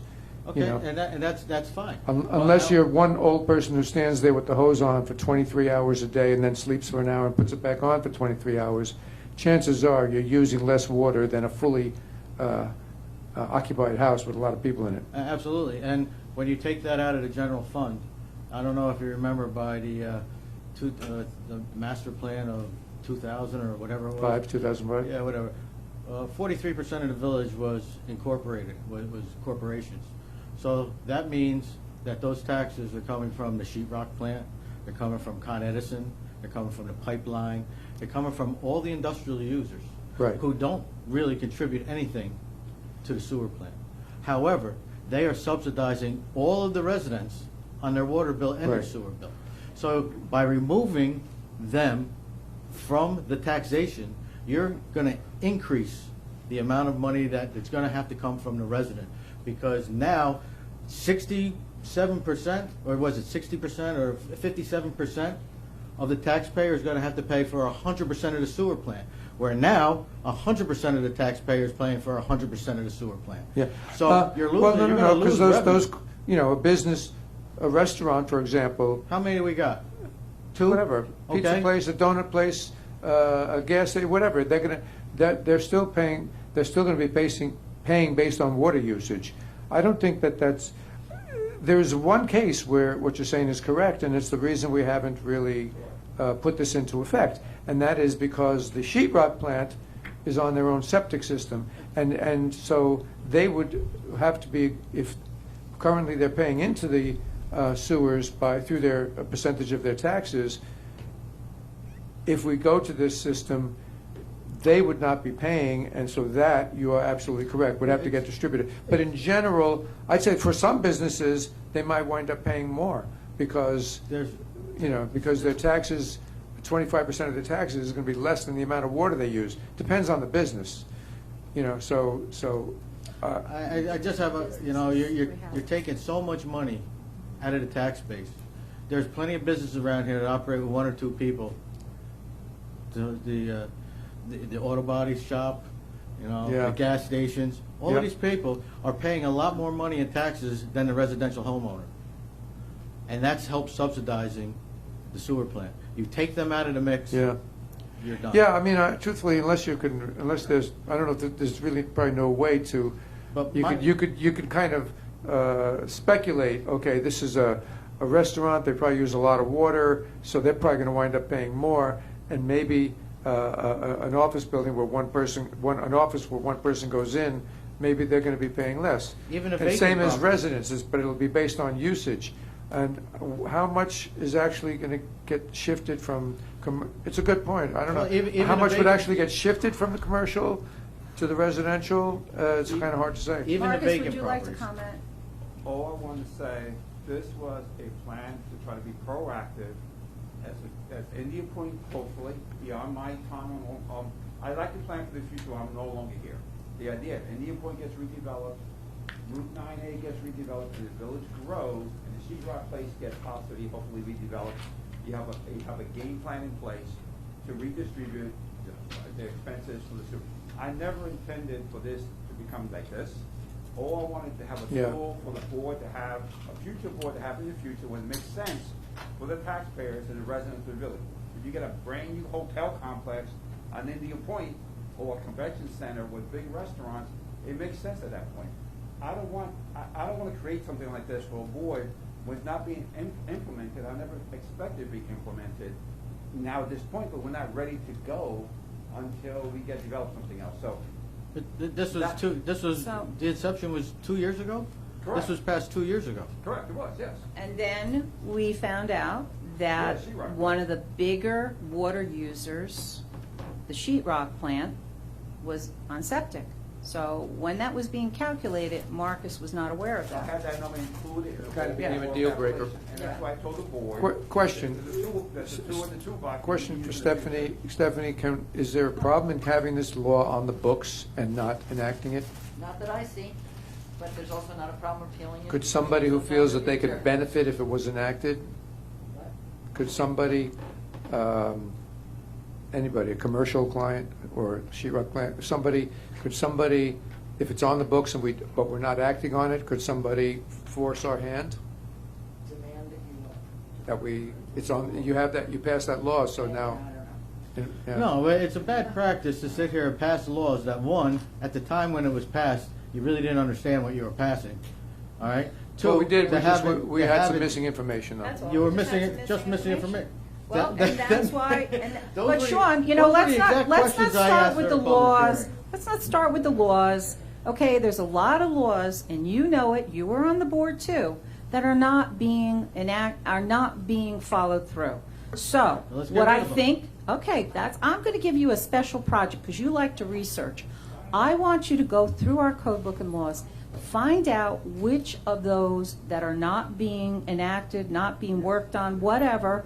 And also, I want you to remember that we have hired a company to go through our code book. We already So- hired him to do that. Absolutely, I just said that. We've hired somebody to do that. So I think I want you to research that because you like to do that kind of thing. And I think what we need to do is, we'll vote on this tonight, but let's not go picayune. Let's do them all in a lump and let's settle this once and for all. Because you can say, oh, that's not being acted, let's get rid of it. But then again, in the same concept, there's plenty of others. So if we're going to do it for this, let's look at the whole code book and let's do it. I was against this law when it was proposed. I know I was you were. against it because it You're was against being it used now. wrong. I'm against Okay. it now because it's legislation that Okay. will hurt the tax base, that although people say it's not a tax, it's a surcharge, it's whatever you want to call it. It's It's not a 25% on your bill. When you go to a store and you get a bill for something, if I go and get a 5-gallon bottle of water, this is the dollar value, and then it says a percentage added on. That's called a tax. That's what you're doing to the water bills here. But the If you're money not- goes for the No. use of the sewer It's treatment. to me, it's terribly appealing that it's user-based. The more you use, the more you pay. It's And fair the- to the The residents. village is It's not going by to be use. making money on this. No. Whatever it costs to operate the sewer plant will be the same amount. It's just that instead of distributing it equally to everybody, it'll be based on how much water you use. And to me, that's extremely fair, but because of this one situation where Yeah. the residents would be picking up the tab that we were not aware of, that's why we haven't acted on it. I personally think this is a good law, maybe for some time in the future. Right now, whether we leave it on the books and don't act on it, I'm a little uncomfortable with that. I'd almost rather just, Okay. rescind So it. And, let's take the vote then. Under- Let's take the vote. and we can I always. think everyone if has given we get their, to a situation Sean, where we know you're it would against work it, better, so I'd be very happy to look at it again. let's take the vote. Under what circumstance would you enact it? What set If- of things have to well, happen to a... If to the actually sheetrock enact it? plant A ma- was there. A major we water could use user, them. commercial water user. If other development will came be in, exempt from paying anything into the sewer. I think So they're on septic. it would be good. So And that, maybe- whatever they were, with the 25% of what they're currently paying, which is not a hell of a lot after the tax certiorari. Yeah. But Yeah. 25% of whatever it is that they're still paying in village taxes would have to get redistributed to all the other users, commercial and residential. So without them in the equation, it just didn't work out. So let's take a vote on this, on a motion to, Are you going to call for a public hearing to adopt the local law, right? okay. Yeah, I don't have a So- resolution here. All right, so let's make a motion. Did anybody for write a lo- resolution? Yeah, there wasn't one. because- Okay, No I'm sorry. resolution. It's a motion to Oh, call okay. for a local law to rescind the sewer fund. So that'll be a public hearing for the next meeting? I think so. All in favor? All Aye. opposed? What did Okay. we vote on? I think we just voted to Have a have a public. public We're gonna hearing? have Can a somebody, lo- what the motion is? local law. local law. So we got to do our public So hearing. we're voting on having a public hearing to rescind the local law. Correct, for next month. Well, you can't. Let me get this straight. You're having a public hearing on a law you're not going to enact, but you won't have a public hearing on Just as changing the an law- election. We have to remove this. Sean, Sean, you just don't as pay a- attention. I do pay attention, I just find this. It's Sean, pretty what bizarre, you're not yes, understanding, we but the have to fact is- remove this from a law, so you have to have a public hearing. new law That's requires all we're public hearing. calling Yeah, I for is a Rescind the public law hearing. requires a public hearing. Absolutely. Yeah, when you get your heels dug in on something, yeah, you It's don't just- want to hear nothing else. No, That's I hear fine. it, I hear Okay, it. so we're moving that I along. find it entertaining. Uh-huh, so discussion of representative, Rich did first. Yeah. So, am I correct? that we're all in favor of, I we just think, voted to of set setting up a hearing? public hearing. For the next meeting? I wanted to set up a public hearing for the expenditures of the bonds. You didn't want to do that, so, okay. You pick and choose, I get it, I get it, I get it, I get it. Stephanie writes the resolutions, thank you. With no Discussion of representative on behalf of the village regarding PBA negotiations. So, we're going to talk about, I think we're in agreement of hiring a professional. We had a professional doing the highway department. I think most of the board is in favor of hiring a professional to do this. Where are we with this? We're still in favor of a professional? Yes. Okay, Yes, so I am. Craig is still on retainer, the gentleman we had used for the previous negotiations. Let me get this. In our new budget, we budgeted for this, correct? Yes, it is in the budget. I had a conversation with Sean, and I asked him at that time, since he was originally going to be doing the negotiations, if he'd like to take the money out of there. He said no. So that money still remained in the budget. So that is there. It's So approximately. what is the harm with Sean actually doing it? Because he's not a professional. This man is a professional. And the thing is, that also, which is very important, especially in a small village, that who's ever in an elected office shouldn't be involved in these type of negotiations, because it just sends a lot of hearsay. Were you involved in the negotiation previously? I was, and I knew enough when I was over my head. And I did national negotiations for the U.S. Customs Service, so I know a lot about negotiations. And I knew when it was over my head. And I've tried to say that. It's not against anybody wanting to be part of that. It's just, in this particular case, the individual who does this every day of the week. And like any profession, we're different professions. I'm not going to know anything about your job. Zero. So the guy we're hiring does this. He's done it before. He's done it. This is He what does it every every, day? yeah, he does it. And he also knows, just think about it in this way. He also knows if LaFaro's going to come back and say, well, this is A is, you're wrong about A, he's gonna say, no, this is what happens in this village, this city, this town in Westchester County. He's got it all lined up. He also knows, when we were going ahead with another, about the mediator to pick, he knows which mediators are the fairest mediators. LaFaro knows exactly which mediators will side with him. And with the police negotiations, we can't go to arbitration. Only the police can call for arbitration. So we got like our hands tied. What we would have to do, we would have to basically go in and say, look, okay, you want to sit on your contract. They could sit on their contract for the next 20 years. But we'd have to go and say, absolutely no givebacks, because then we could come back 10 years, they say, well, we want to settle, but we want, $100,000, a person or something like that. It's not good for, look, we're all politicians. It's not good for the politicians to be in on that kind of negotiation. Well, if we budgeted for it, and it's still in the budget, Yeah. and we all feel that it's best for the village, I mean, I agree, but we also did talk, we also agreed to let Sean try it out. Yeah, we did. And we all were in agreement on that. And, not for nothing, but after it's all said and done, we have to vote on it anyway. So Well, particularly, excuse me, I didn't make any comment of right or wrong. But when I realized that how many hearing, weeks did they give you? We said 18 weeks? 16, 18 Yeah, weeks or something. a year and a half. That was the- 18 I months, remember right. that. Months, I months. mean, as there's just too many landmines in this. When I'm you not have- scared of Yeah. negotiating with anybody, to be honest with you. Right. I don't do it for a living, but no Ferrari guy is gonna push me around. I don't know. I mean, I know he's a lawyer, I know what he does, but he can only tell you what he can tell you.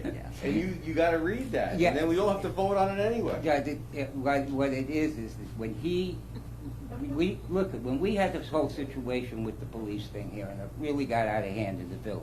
We were being accused of, we wanted to So get he's rid a of the smooth police. talker, Yeah, you know. but that, what Got a lot of happened them was, out Small there. size of the village is part of the problem. Everybody professional- knows everybody, and he comes back and he Alright, tells an all of us outside at the person same should be time, negotiating. this is what they want, this is what do you want me to do? We all have input at the same time, and therefore nobody in the village, whether you're running for office again or we decide to run for So I office think again. you and Sean should do the negotiations. That's what I think.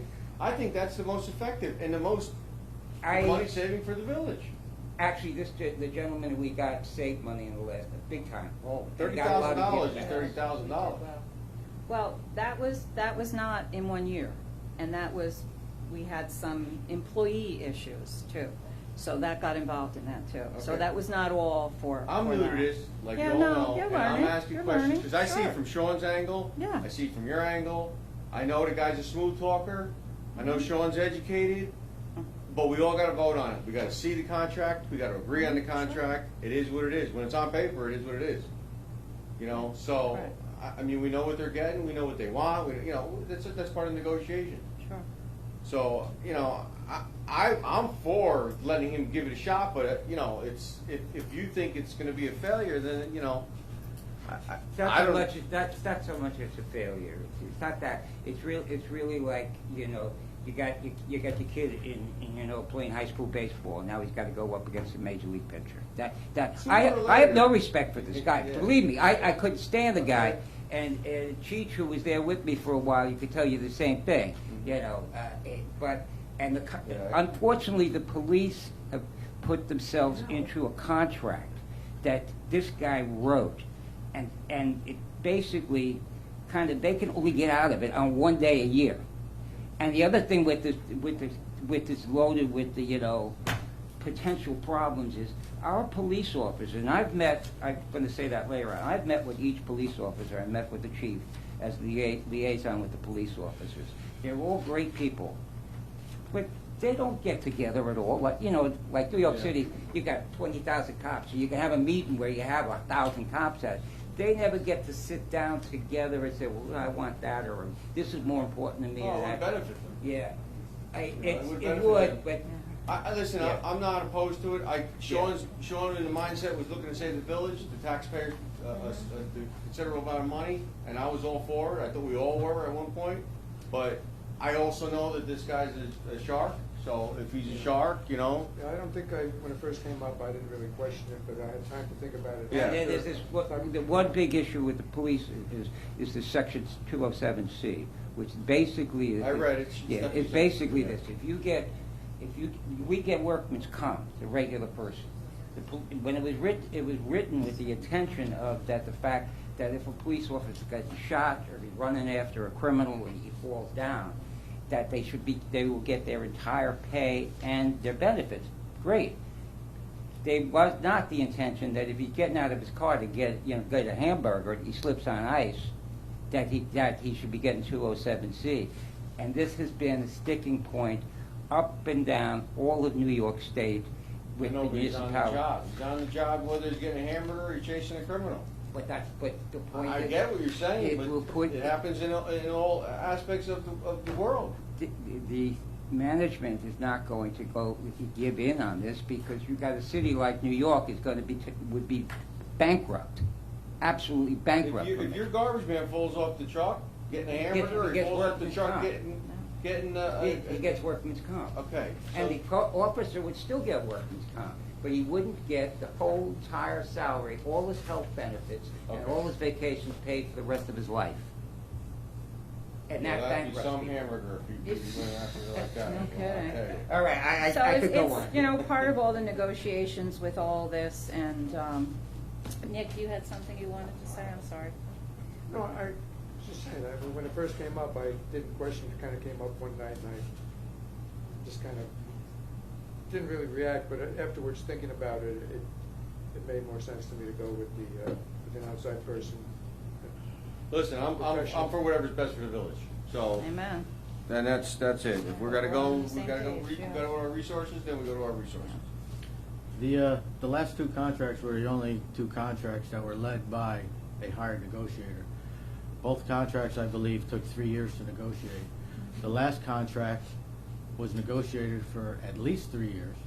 It was ratified in March and it expired in May, with 2 outstanding arbitration issues with it, with having already decided the pay and benefits package before the contract was even voted on. That type of negotiation, I don't think is fair to anybody. You don't settle the biggest things in a contract before you actually settle the contract. Well, you don't understand then how big 207C is. I understand exactly But how that's big what 207C was still outstanding By, when the contract by was listening ratified. to you, I realize you're not capable of going up against him. Hey, the worst I could do is fail. The worst I could do is take 3 years. That's why you guys gave me a year and a half. The village can go down. No, because Well, the we product can't. that I We gotta bring vote to on it. And you, you have to the other vote on issue it. here is that we want to have Yeah. one person coming back If he's to the successful, board. then we save the money. I mean, I think, it's I really- really don't understand what you're afraid of. Then I really don't. Then we have Yeah. to bring in our negotiator. Yeah. But then he's gotta catch up with things too. So you still pay anyhow. Okay. All right, And, I think for the village, I just think that would be the way to go. I know, you hire an outside counsel, it's gonna cost money, but I just think, Sean, I did ask for you to be involved in it, but the more I hear you talking about some things, I had concerns. That was The my only only thing I talked about was asking for input from the board, which I never got. I You give you never- input. I Oh, asked, yes, I asked for did. emails, Don't I asked for tell written me. comments, and all I got was gave verbal you comments at the input. last executive Gave session. you It's input. when I sat down and did it, that's when I realized, I gave you those 10 reasons at why we need to have a professional do it. That was 10 reasons of why I wasn't capable of doing it. It wasn't 10 reasons things you wanted to see in the contract. That's what I was First asking. off, in negotiations, you get what they want first. I already did. Yeah, I well, already we didn't did. hear anything.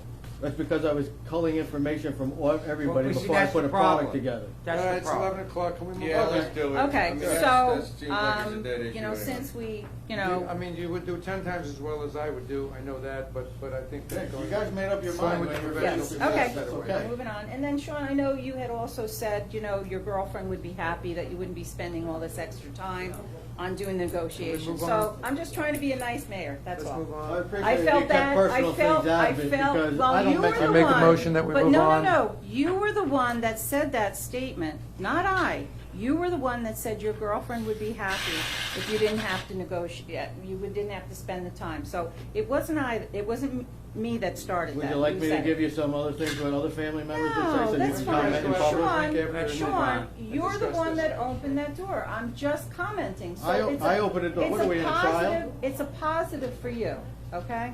It's a positive for me. It's a positive for you. We'll You'll have be a talking about my professional. personal life. That's positive, right? Sean, Why don't you you just were be the quiet one. about it? No, I don't care about your personal life, Well, then honestly. stop commenting about Well, it. and Sean, you're the one that commented and said that. I did not Take care, say Sam. that.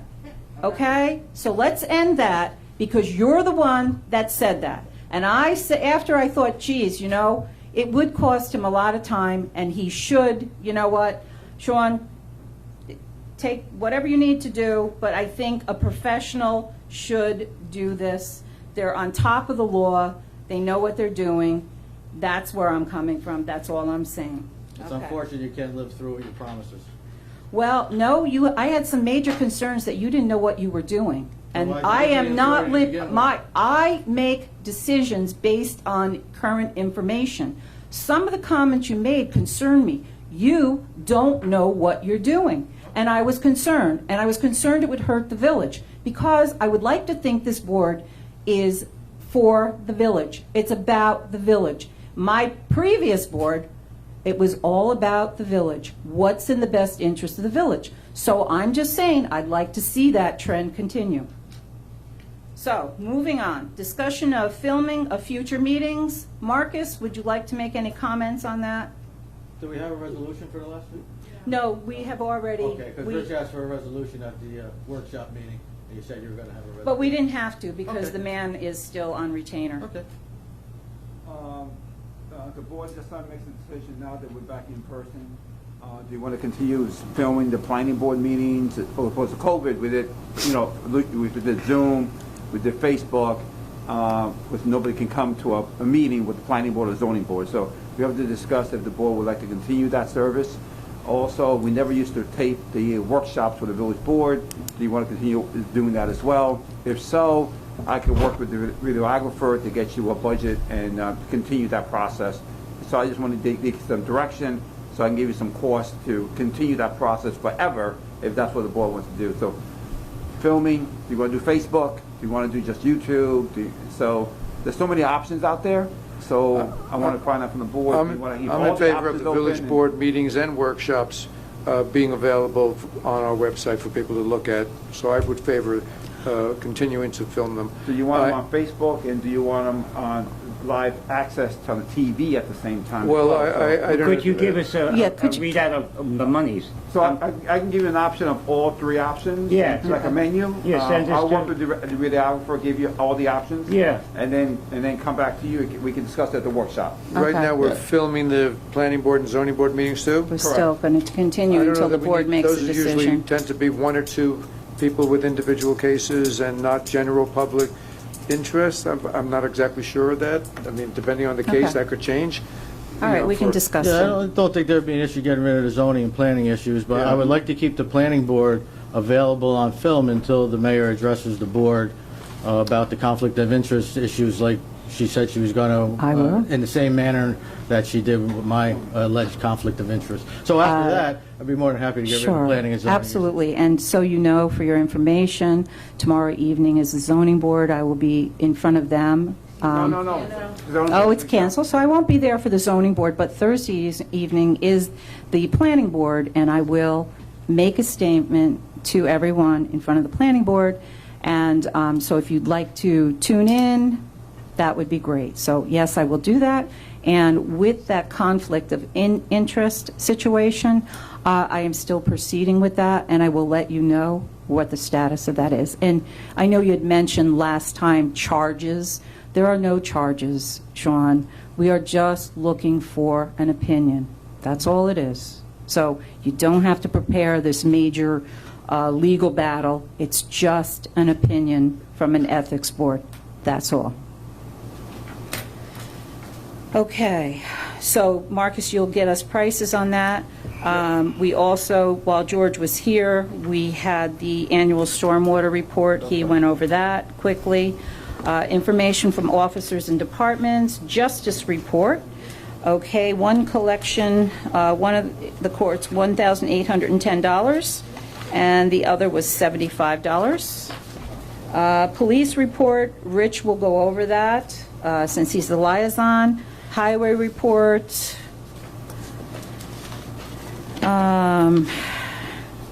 Picking up a lot of stuff there, Bob. Wood chipper. Okay, good. Thank you for doing this.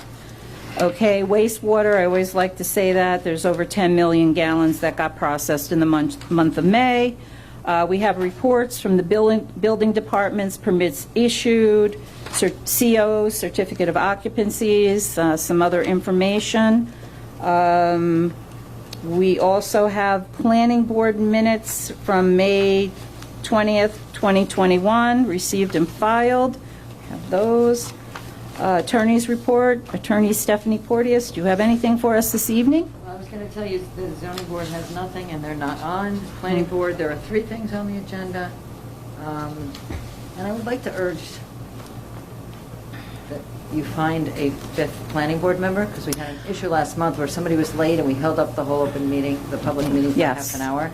There are a few candidates. There are a few candidates, So so. we really need one there. Okay, And good. also to say that the new chairman is doing an awesome job. Yes, he Just have is. to say Jeff that. is doing a great job. I also wanted to know what the board's position is on how people, and you might have just discussed this when I was downstairs, how you're going to have consultants appear at planning board and zoning board from now on. Are they going to be permitted to Zoom in, like George did tonight, or are you going to have applicants and their consultants travel in and appear live? Well, if People we, are going to ask. okay, because if we don't have the planning and zoning board on Zoom, So we're not having that. I wasn't in the room, so. Is Yeah. that what you guys just decided? well, we are going to make a decision after we, but it doesn't seem like, Just to let you know, the Zoom, I can run the Zoom Okay. meetings. That is not that's mine, cost. Okay. The issue is, do you want to get it filmed? That's what the cost comes. okay. So All you right, want so that you out could there. still continue Zoom and bring people into the room. I could continue doing that. All right, yes. well, what are your thoughts on that, Steph, for Zoom? So I for can- consultants. I can keep it on doing, I can keep it. I mean, I think the way, especially the planning board tends to run, is that we have consultants for applicants. Applicants pay for their consultants to come in, when they come in. And then we have our own consultants, and then the next month, there's no response back by memo, with a memo, or they get mixed, in time periods. Right. And so you've got applicants paying their consultants to travel back in again for a meeting there's not very much going on. So I Right. think in some instances, it's fairer to just, if you have an engineer that's coming in to take care of your application and they can do it by Zoom. And I think George likewise is probably, I don't know about your new planner because I don't know him, but George is probably going to start coming in by Zoom. And I just wanted to know whether that's okay in the direction of this board, or whether people are just kind of doing what's been done for the last year. I myself don't see how it would hurt if they could be Zoomed in, conferenced in, whatever you want to call it. I don't know, what's the rest of the board feel on Yeah, that? I think that would make sense for now. I mean, if things get more,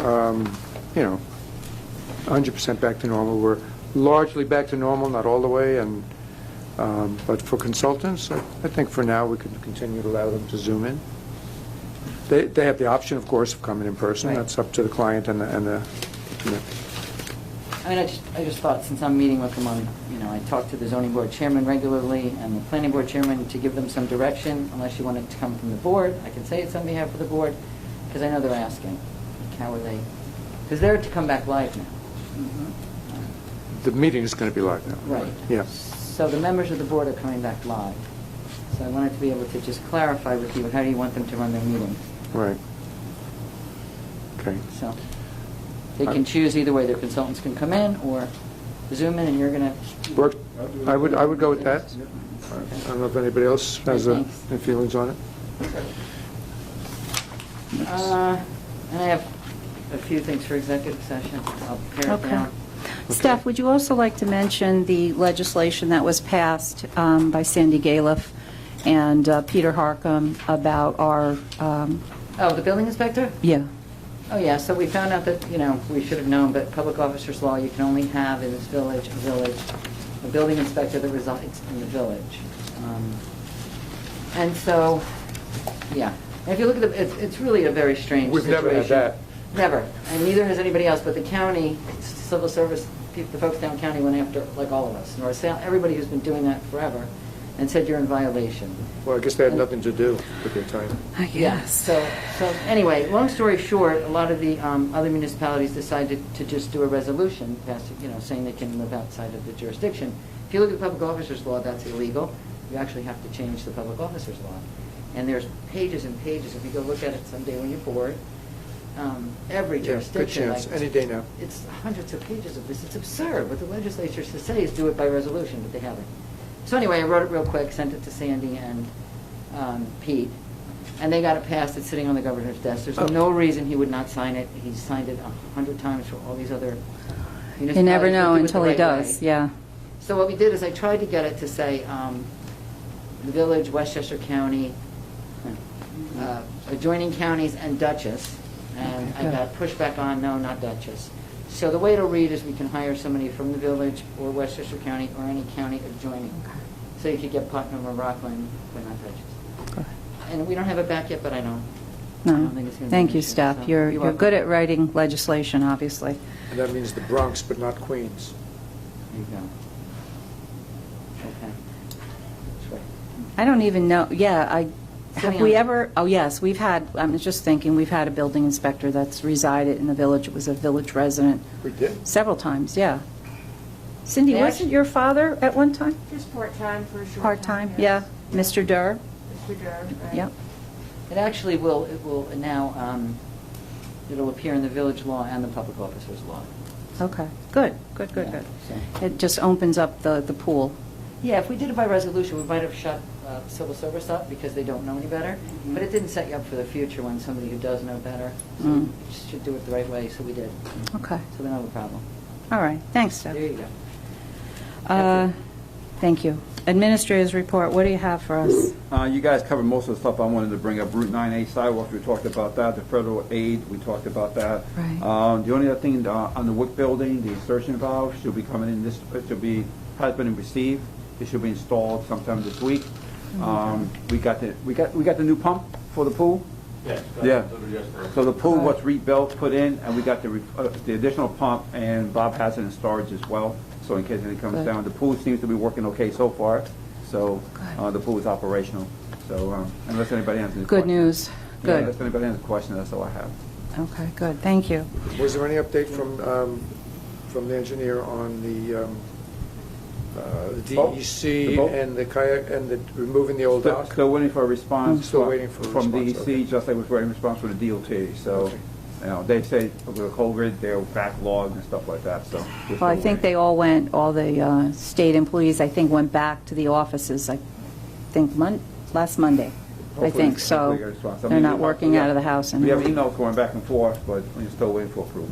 Just like the pavilion grant, Yeah. that's still outstanding. I did So- speak to Tito from Senator Harkin's. I'm like, okay, we kind of need to know, are we still getting this grant? Are we still in the loop? And he said, yeah. So we haven't lost that grant, so it's still in play. Okay, Sean, Thanks. I'll have you go first. Okay. When I was reviewing the bills, and I had Okay. mentioned this back on the 22nd of June workshop meeting, I noticed that we were being charged for remediation at the Save a Tree site, where they were putting things that shouldn't be there.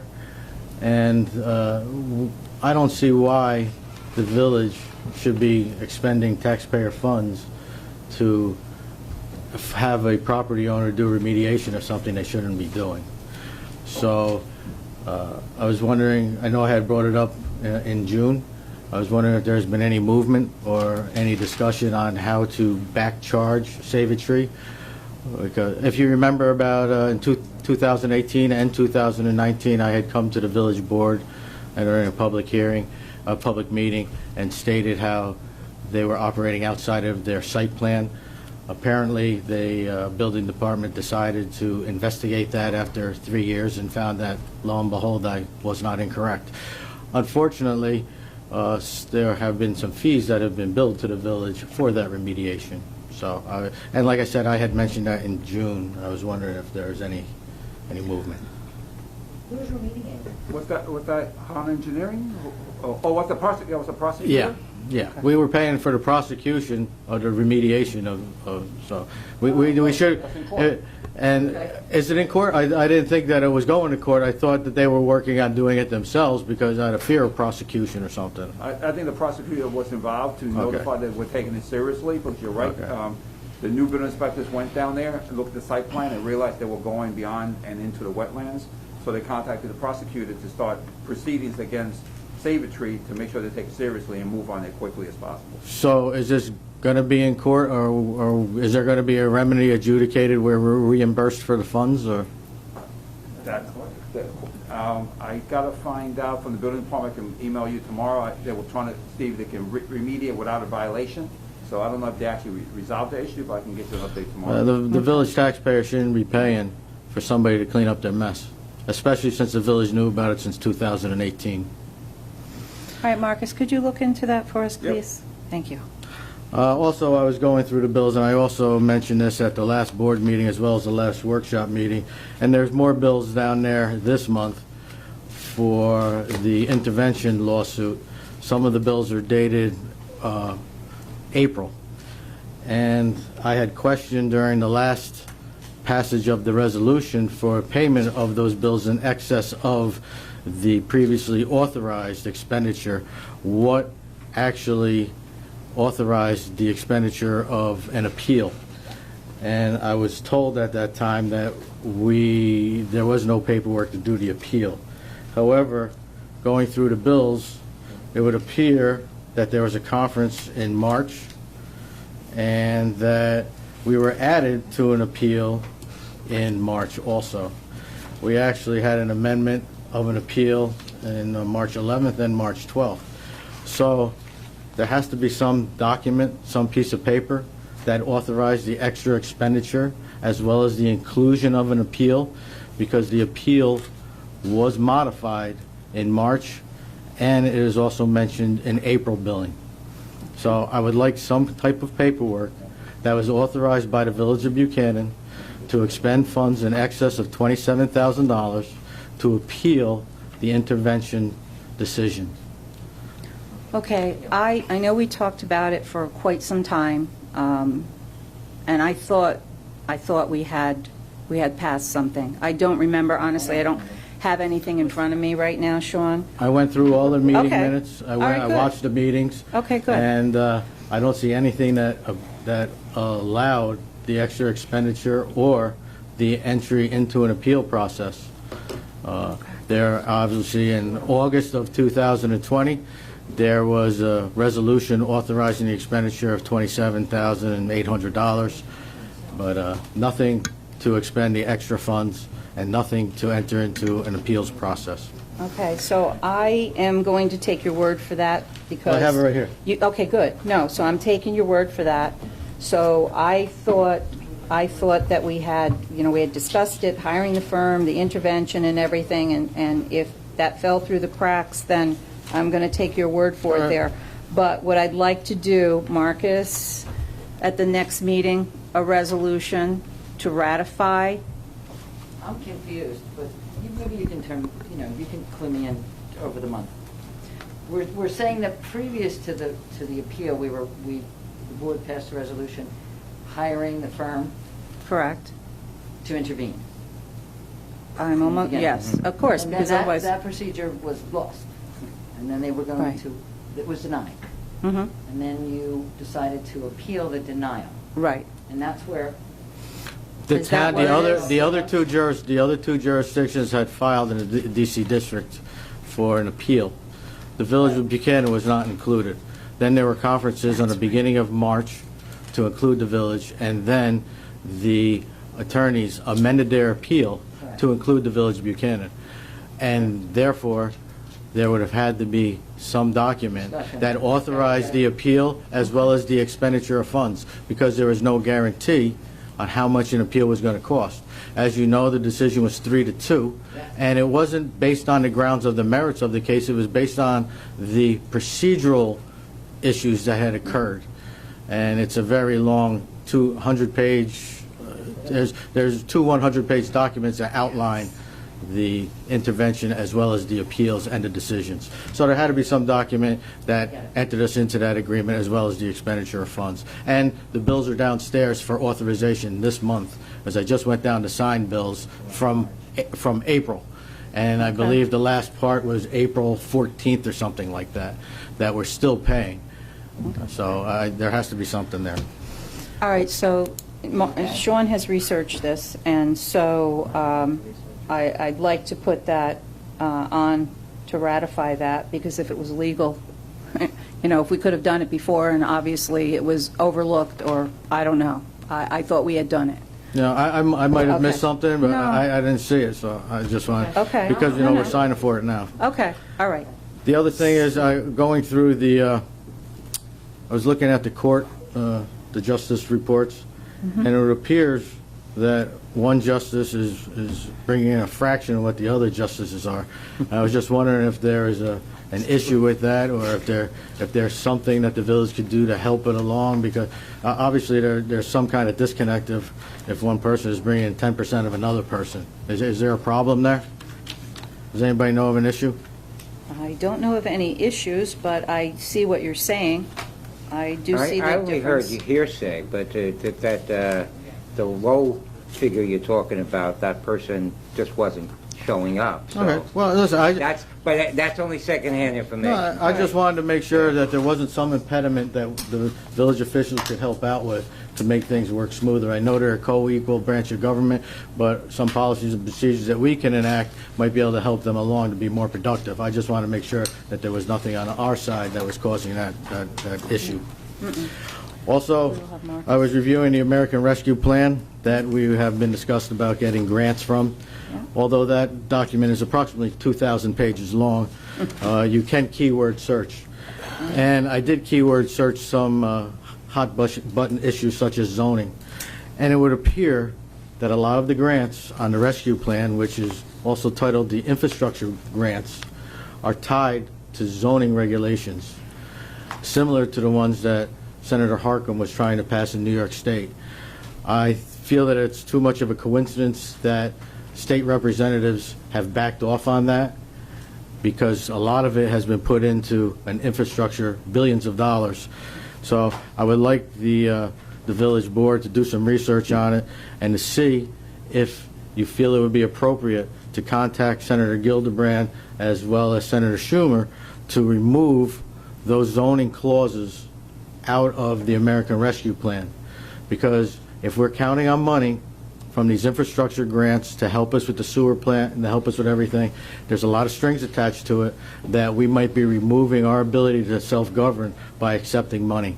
So it is a very cumbersome document to try to navigate through, and I had only thought that those were rumors, but when I keyworded it myself and I saw words like enhance zoning or effectuate different things, that raises some issues for me, because it's tied to community development block grants also.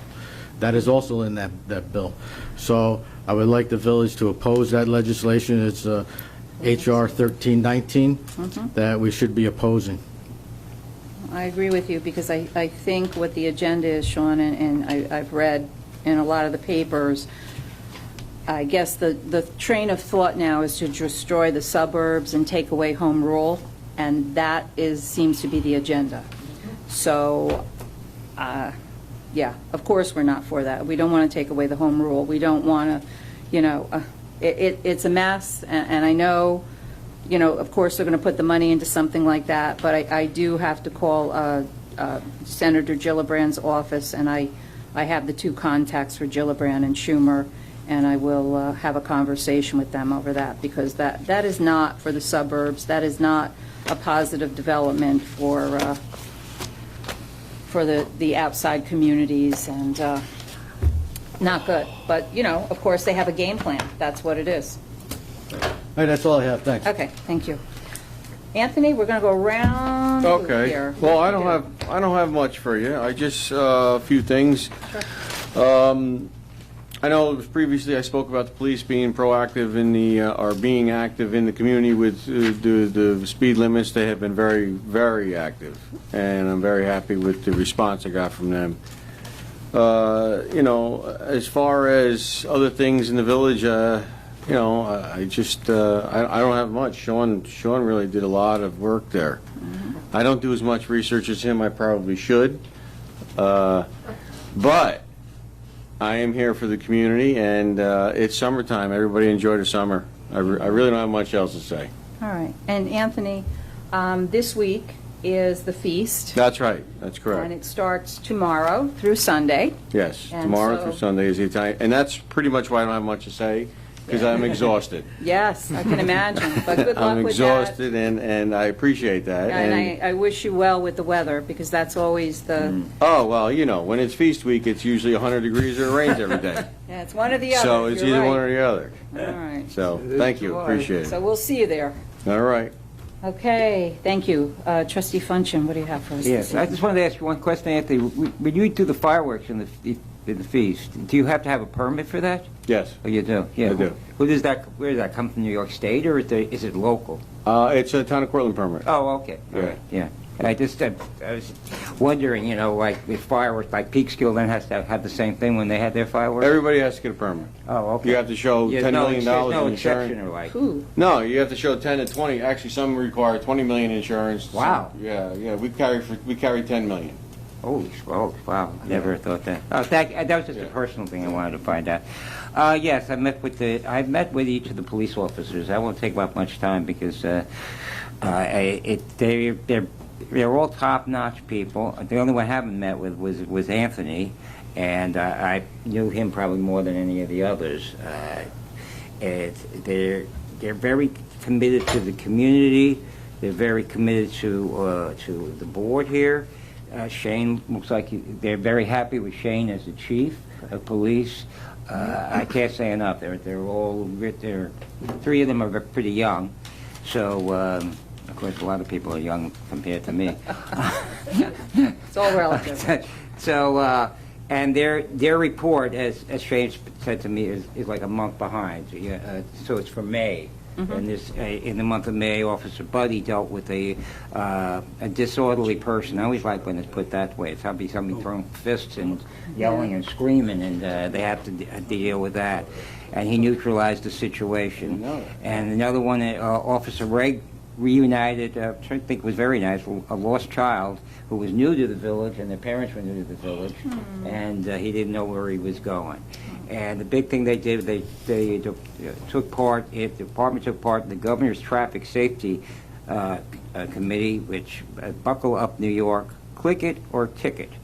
And Anthony, what you said about the officers, I hope they do with the speeding things, especially like on some of our major thoroughfares and everything else. And outside of that, I hope this feast goes very well. But July doesn't seem to be doing anything for anybody. No, unless you're a duck. It's No. yeah. Yeah. Thank you.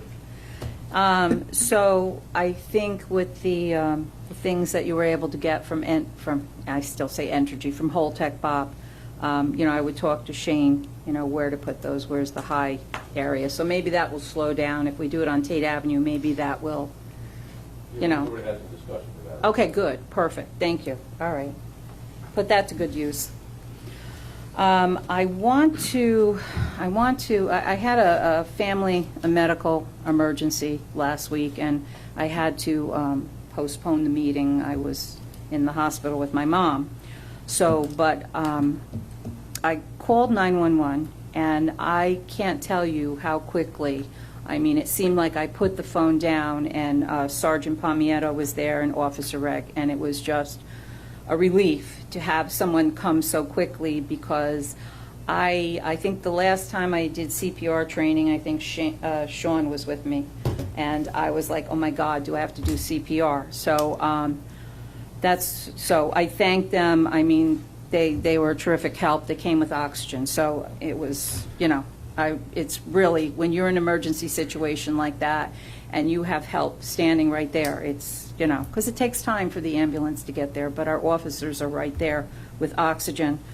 And so I also want to lead on to if we could advertise in our newsletter, and I'll get back to you with that, Cindy, to set up over the Cortland ambulance to do some CPR training. I know I'm out of certification on that. I don't know when the last time you went either, but and to see any village residents, and then we could set something up to do that. The other thing is, I know I talked a lot tonight about a lot of different things, but I just want to let everybody know I was able to, the last couple of years, get additional grant money from Entergy. So we have approximately $100,000 in that account. So that's what we'll be using to pay for the circle renovation. If we can't get new tables downstairs in the community room, I'd like to put some of the money towards that, towards some events. I know, Anthony, you had talked about doing some family events. You know, I'm thinking Halloween. I'm thinking, you know. I'm thinking fireworks for the village. Yeah, you are, huh? That's what I'm thinking. All right, we'll talk. New Year's? Okay, let's talk. Let's do it. Let's talk. The other thing, and I'm going to get more information for the board. I'm really, you know, I'm a kid at heart, and I'm looking into the possibility with that money to do to open up our ice skating rink again. So I know we've had issues. We can't, you know, it's hard because I know, Bob, it leaks. It does leak, but there's a system that we could use. So just to get some prices, just to have a conversation, because I remember when I was a little girl and all the little kids, you know, we all knew how to skate and we all had a lot of fun at the pavilion. But I think there were issues since the cover went on when NIPA put that cover on. I don't know, we've had issues with it freezing, but this is the one I'm looking at is a portable ice skating rink that we could actually put out on grass or on a hard surface. So something to look at. We're going to pursue that because I think that would be a fun thing for the community. Thank you. That's all I have. Trustee Zachary, do you have like 100 things for us? No, not 100, 98, Oh, okay. maybe. We're good. Just the mic. We want to continue to encourage people who haven't been vaccinated to get vaccinated. The reason things are reopening is because of the people that were responsible to their health and responsible to their community and got vaccines. If you don't have a health condition preventing you, don't make any more excuses, or the whole thing will come back at us like it is down south in about 5 different hotspots. And 99% of the cases of people, they're saying there's about, I think it's somewhere around 15 or 20,000 new cases a week these days, which is like nothing compared to where we were. But 99% of those cases are people who are not vaccinated. In the other cases, it's probably largely, I mean, people with immune problems for whom the vaccine is not as effective, people who had cancer treatments, people who had one shot but didn't get the second. You know, there's no absolutes, but it's a very big positivity, a very big prevention, and the rest of you need to suck it up, let them stick your arm, and do the best thing, you know, and help the community, help, you know, we don't want this thing back, and it could come back. Nick, it's not going. I'm glad you mentioned that. That was something else. So there's the variant, the other thing coming out, the Delta. But we hadn't got any positive cases in a while. On July 1st, we had a positive case in the village, and on July 8th. So if you think it's gone, it's not gone. No, it's around, and those people that got vaccines have a very good degree of, I mean, that's why I'm sitting here without a mask. I wouldn't be sitting here without a mask otherwise, but a very good degree of protection. And it's a community responsibility. You know, we need to do what's right for our communities, and the more people that do it, the better condition we're all in, the better, you know, the safer we'll all be. But I mean, not to mention that a lot of people want their kids back in school, and you know, you can't have your cake and eat it too. You can't have it both ways. you know, so, anyway, that's that. I also want to just mention that I was at the LWRP meeting on June 30th. That's the local waterfront revitalization plan, the joint Buchanan, Cortland, looking at the waterfront, connections to the waterfront. It involved a lot of surveying of what kind of things people would like to see. Their draft plan has been completed. It's posted on the website. There's a link on the village website to the LWRP, Local Waterfront Revitalization Plan. And if you look at Section 4, it includes a section on Buchanan, some of the things that came up in discussion, and from the people's responses to surveys. The survey is online also, as I mentioned at a previous meeting. The plan will get submitted to the state, and the state will have to review the plan and make comments, and after that, it will go before the town board and the village board for approval. I'm not exactly sure. That's still at least a few months away. But it's getting close. You know, the thing dragged out a bit because of COVID, but it's getting close to a completion. That's it. Enjoy the hot summer weather. Stay cool. Thanks for being part of that local waterfront revitalization plan. Good job. Thank you. Okay, comments from the floor. Anyone? Cindy, anyone? Everyone in the Marcus, village anyone? is asleep, Yeah, I'm except sure. for us. Okay, all right.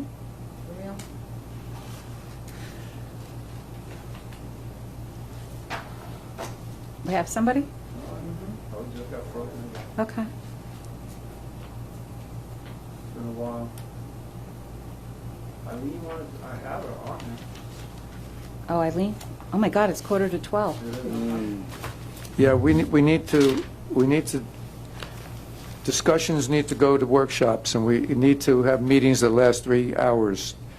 After that, we got to move things to a special meeting. This is too much, especially for old people like me. Did Eileen have her hand Too raised? much. Yes, it is. I'm going to reset. Okay, all right. Hey, get We'll up wait in for like 20 Eileen. minutes to go to work. Oh, no. That early? No, I'm I was just. going to say, oh, my God. Well, Might as well For not go years, to sleep. I was getting up 4:15 for like Yeah. 30 years. No. Oh, my God. You have a few things in exec session. Eileen, can you hear me? Hello? Hello. We hear you. Champion. You hear us? Okay, I just want to say thank you for the meeting. And I want to say to Nick, as much as I appreciate your encouraging people to get vaccinated, I would also want to respect people who are not getting vaccinated for whatever reason. We have to be respectful to them as much as we have to be respectful to the people that have decided to get vaccinated. So it's nice to encourage everybody, but it almost sounds too demanding, and I have offense to that. So, but otherwise, thank you very much. Thanks for hanging in there with us, Eileen. Appreciate it.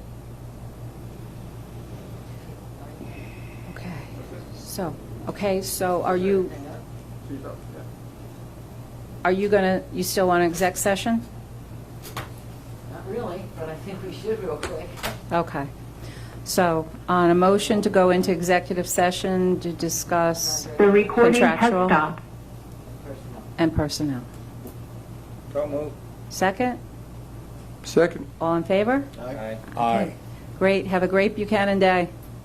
I haven't been able to The say recording that. has stopped.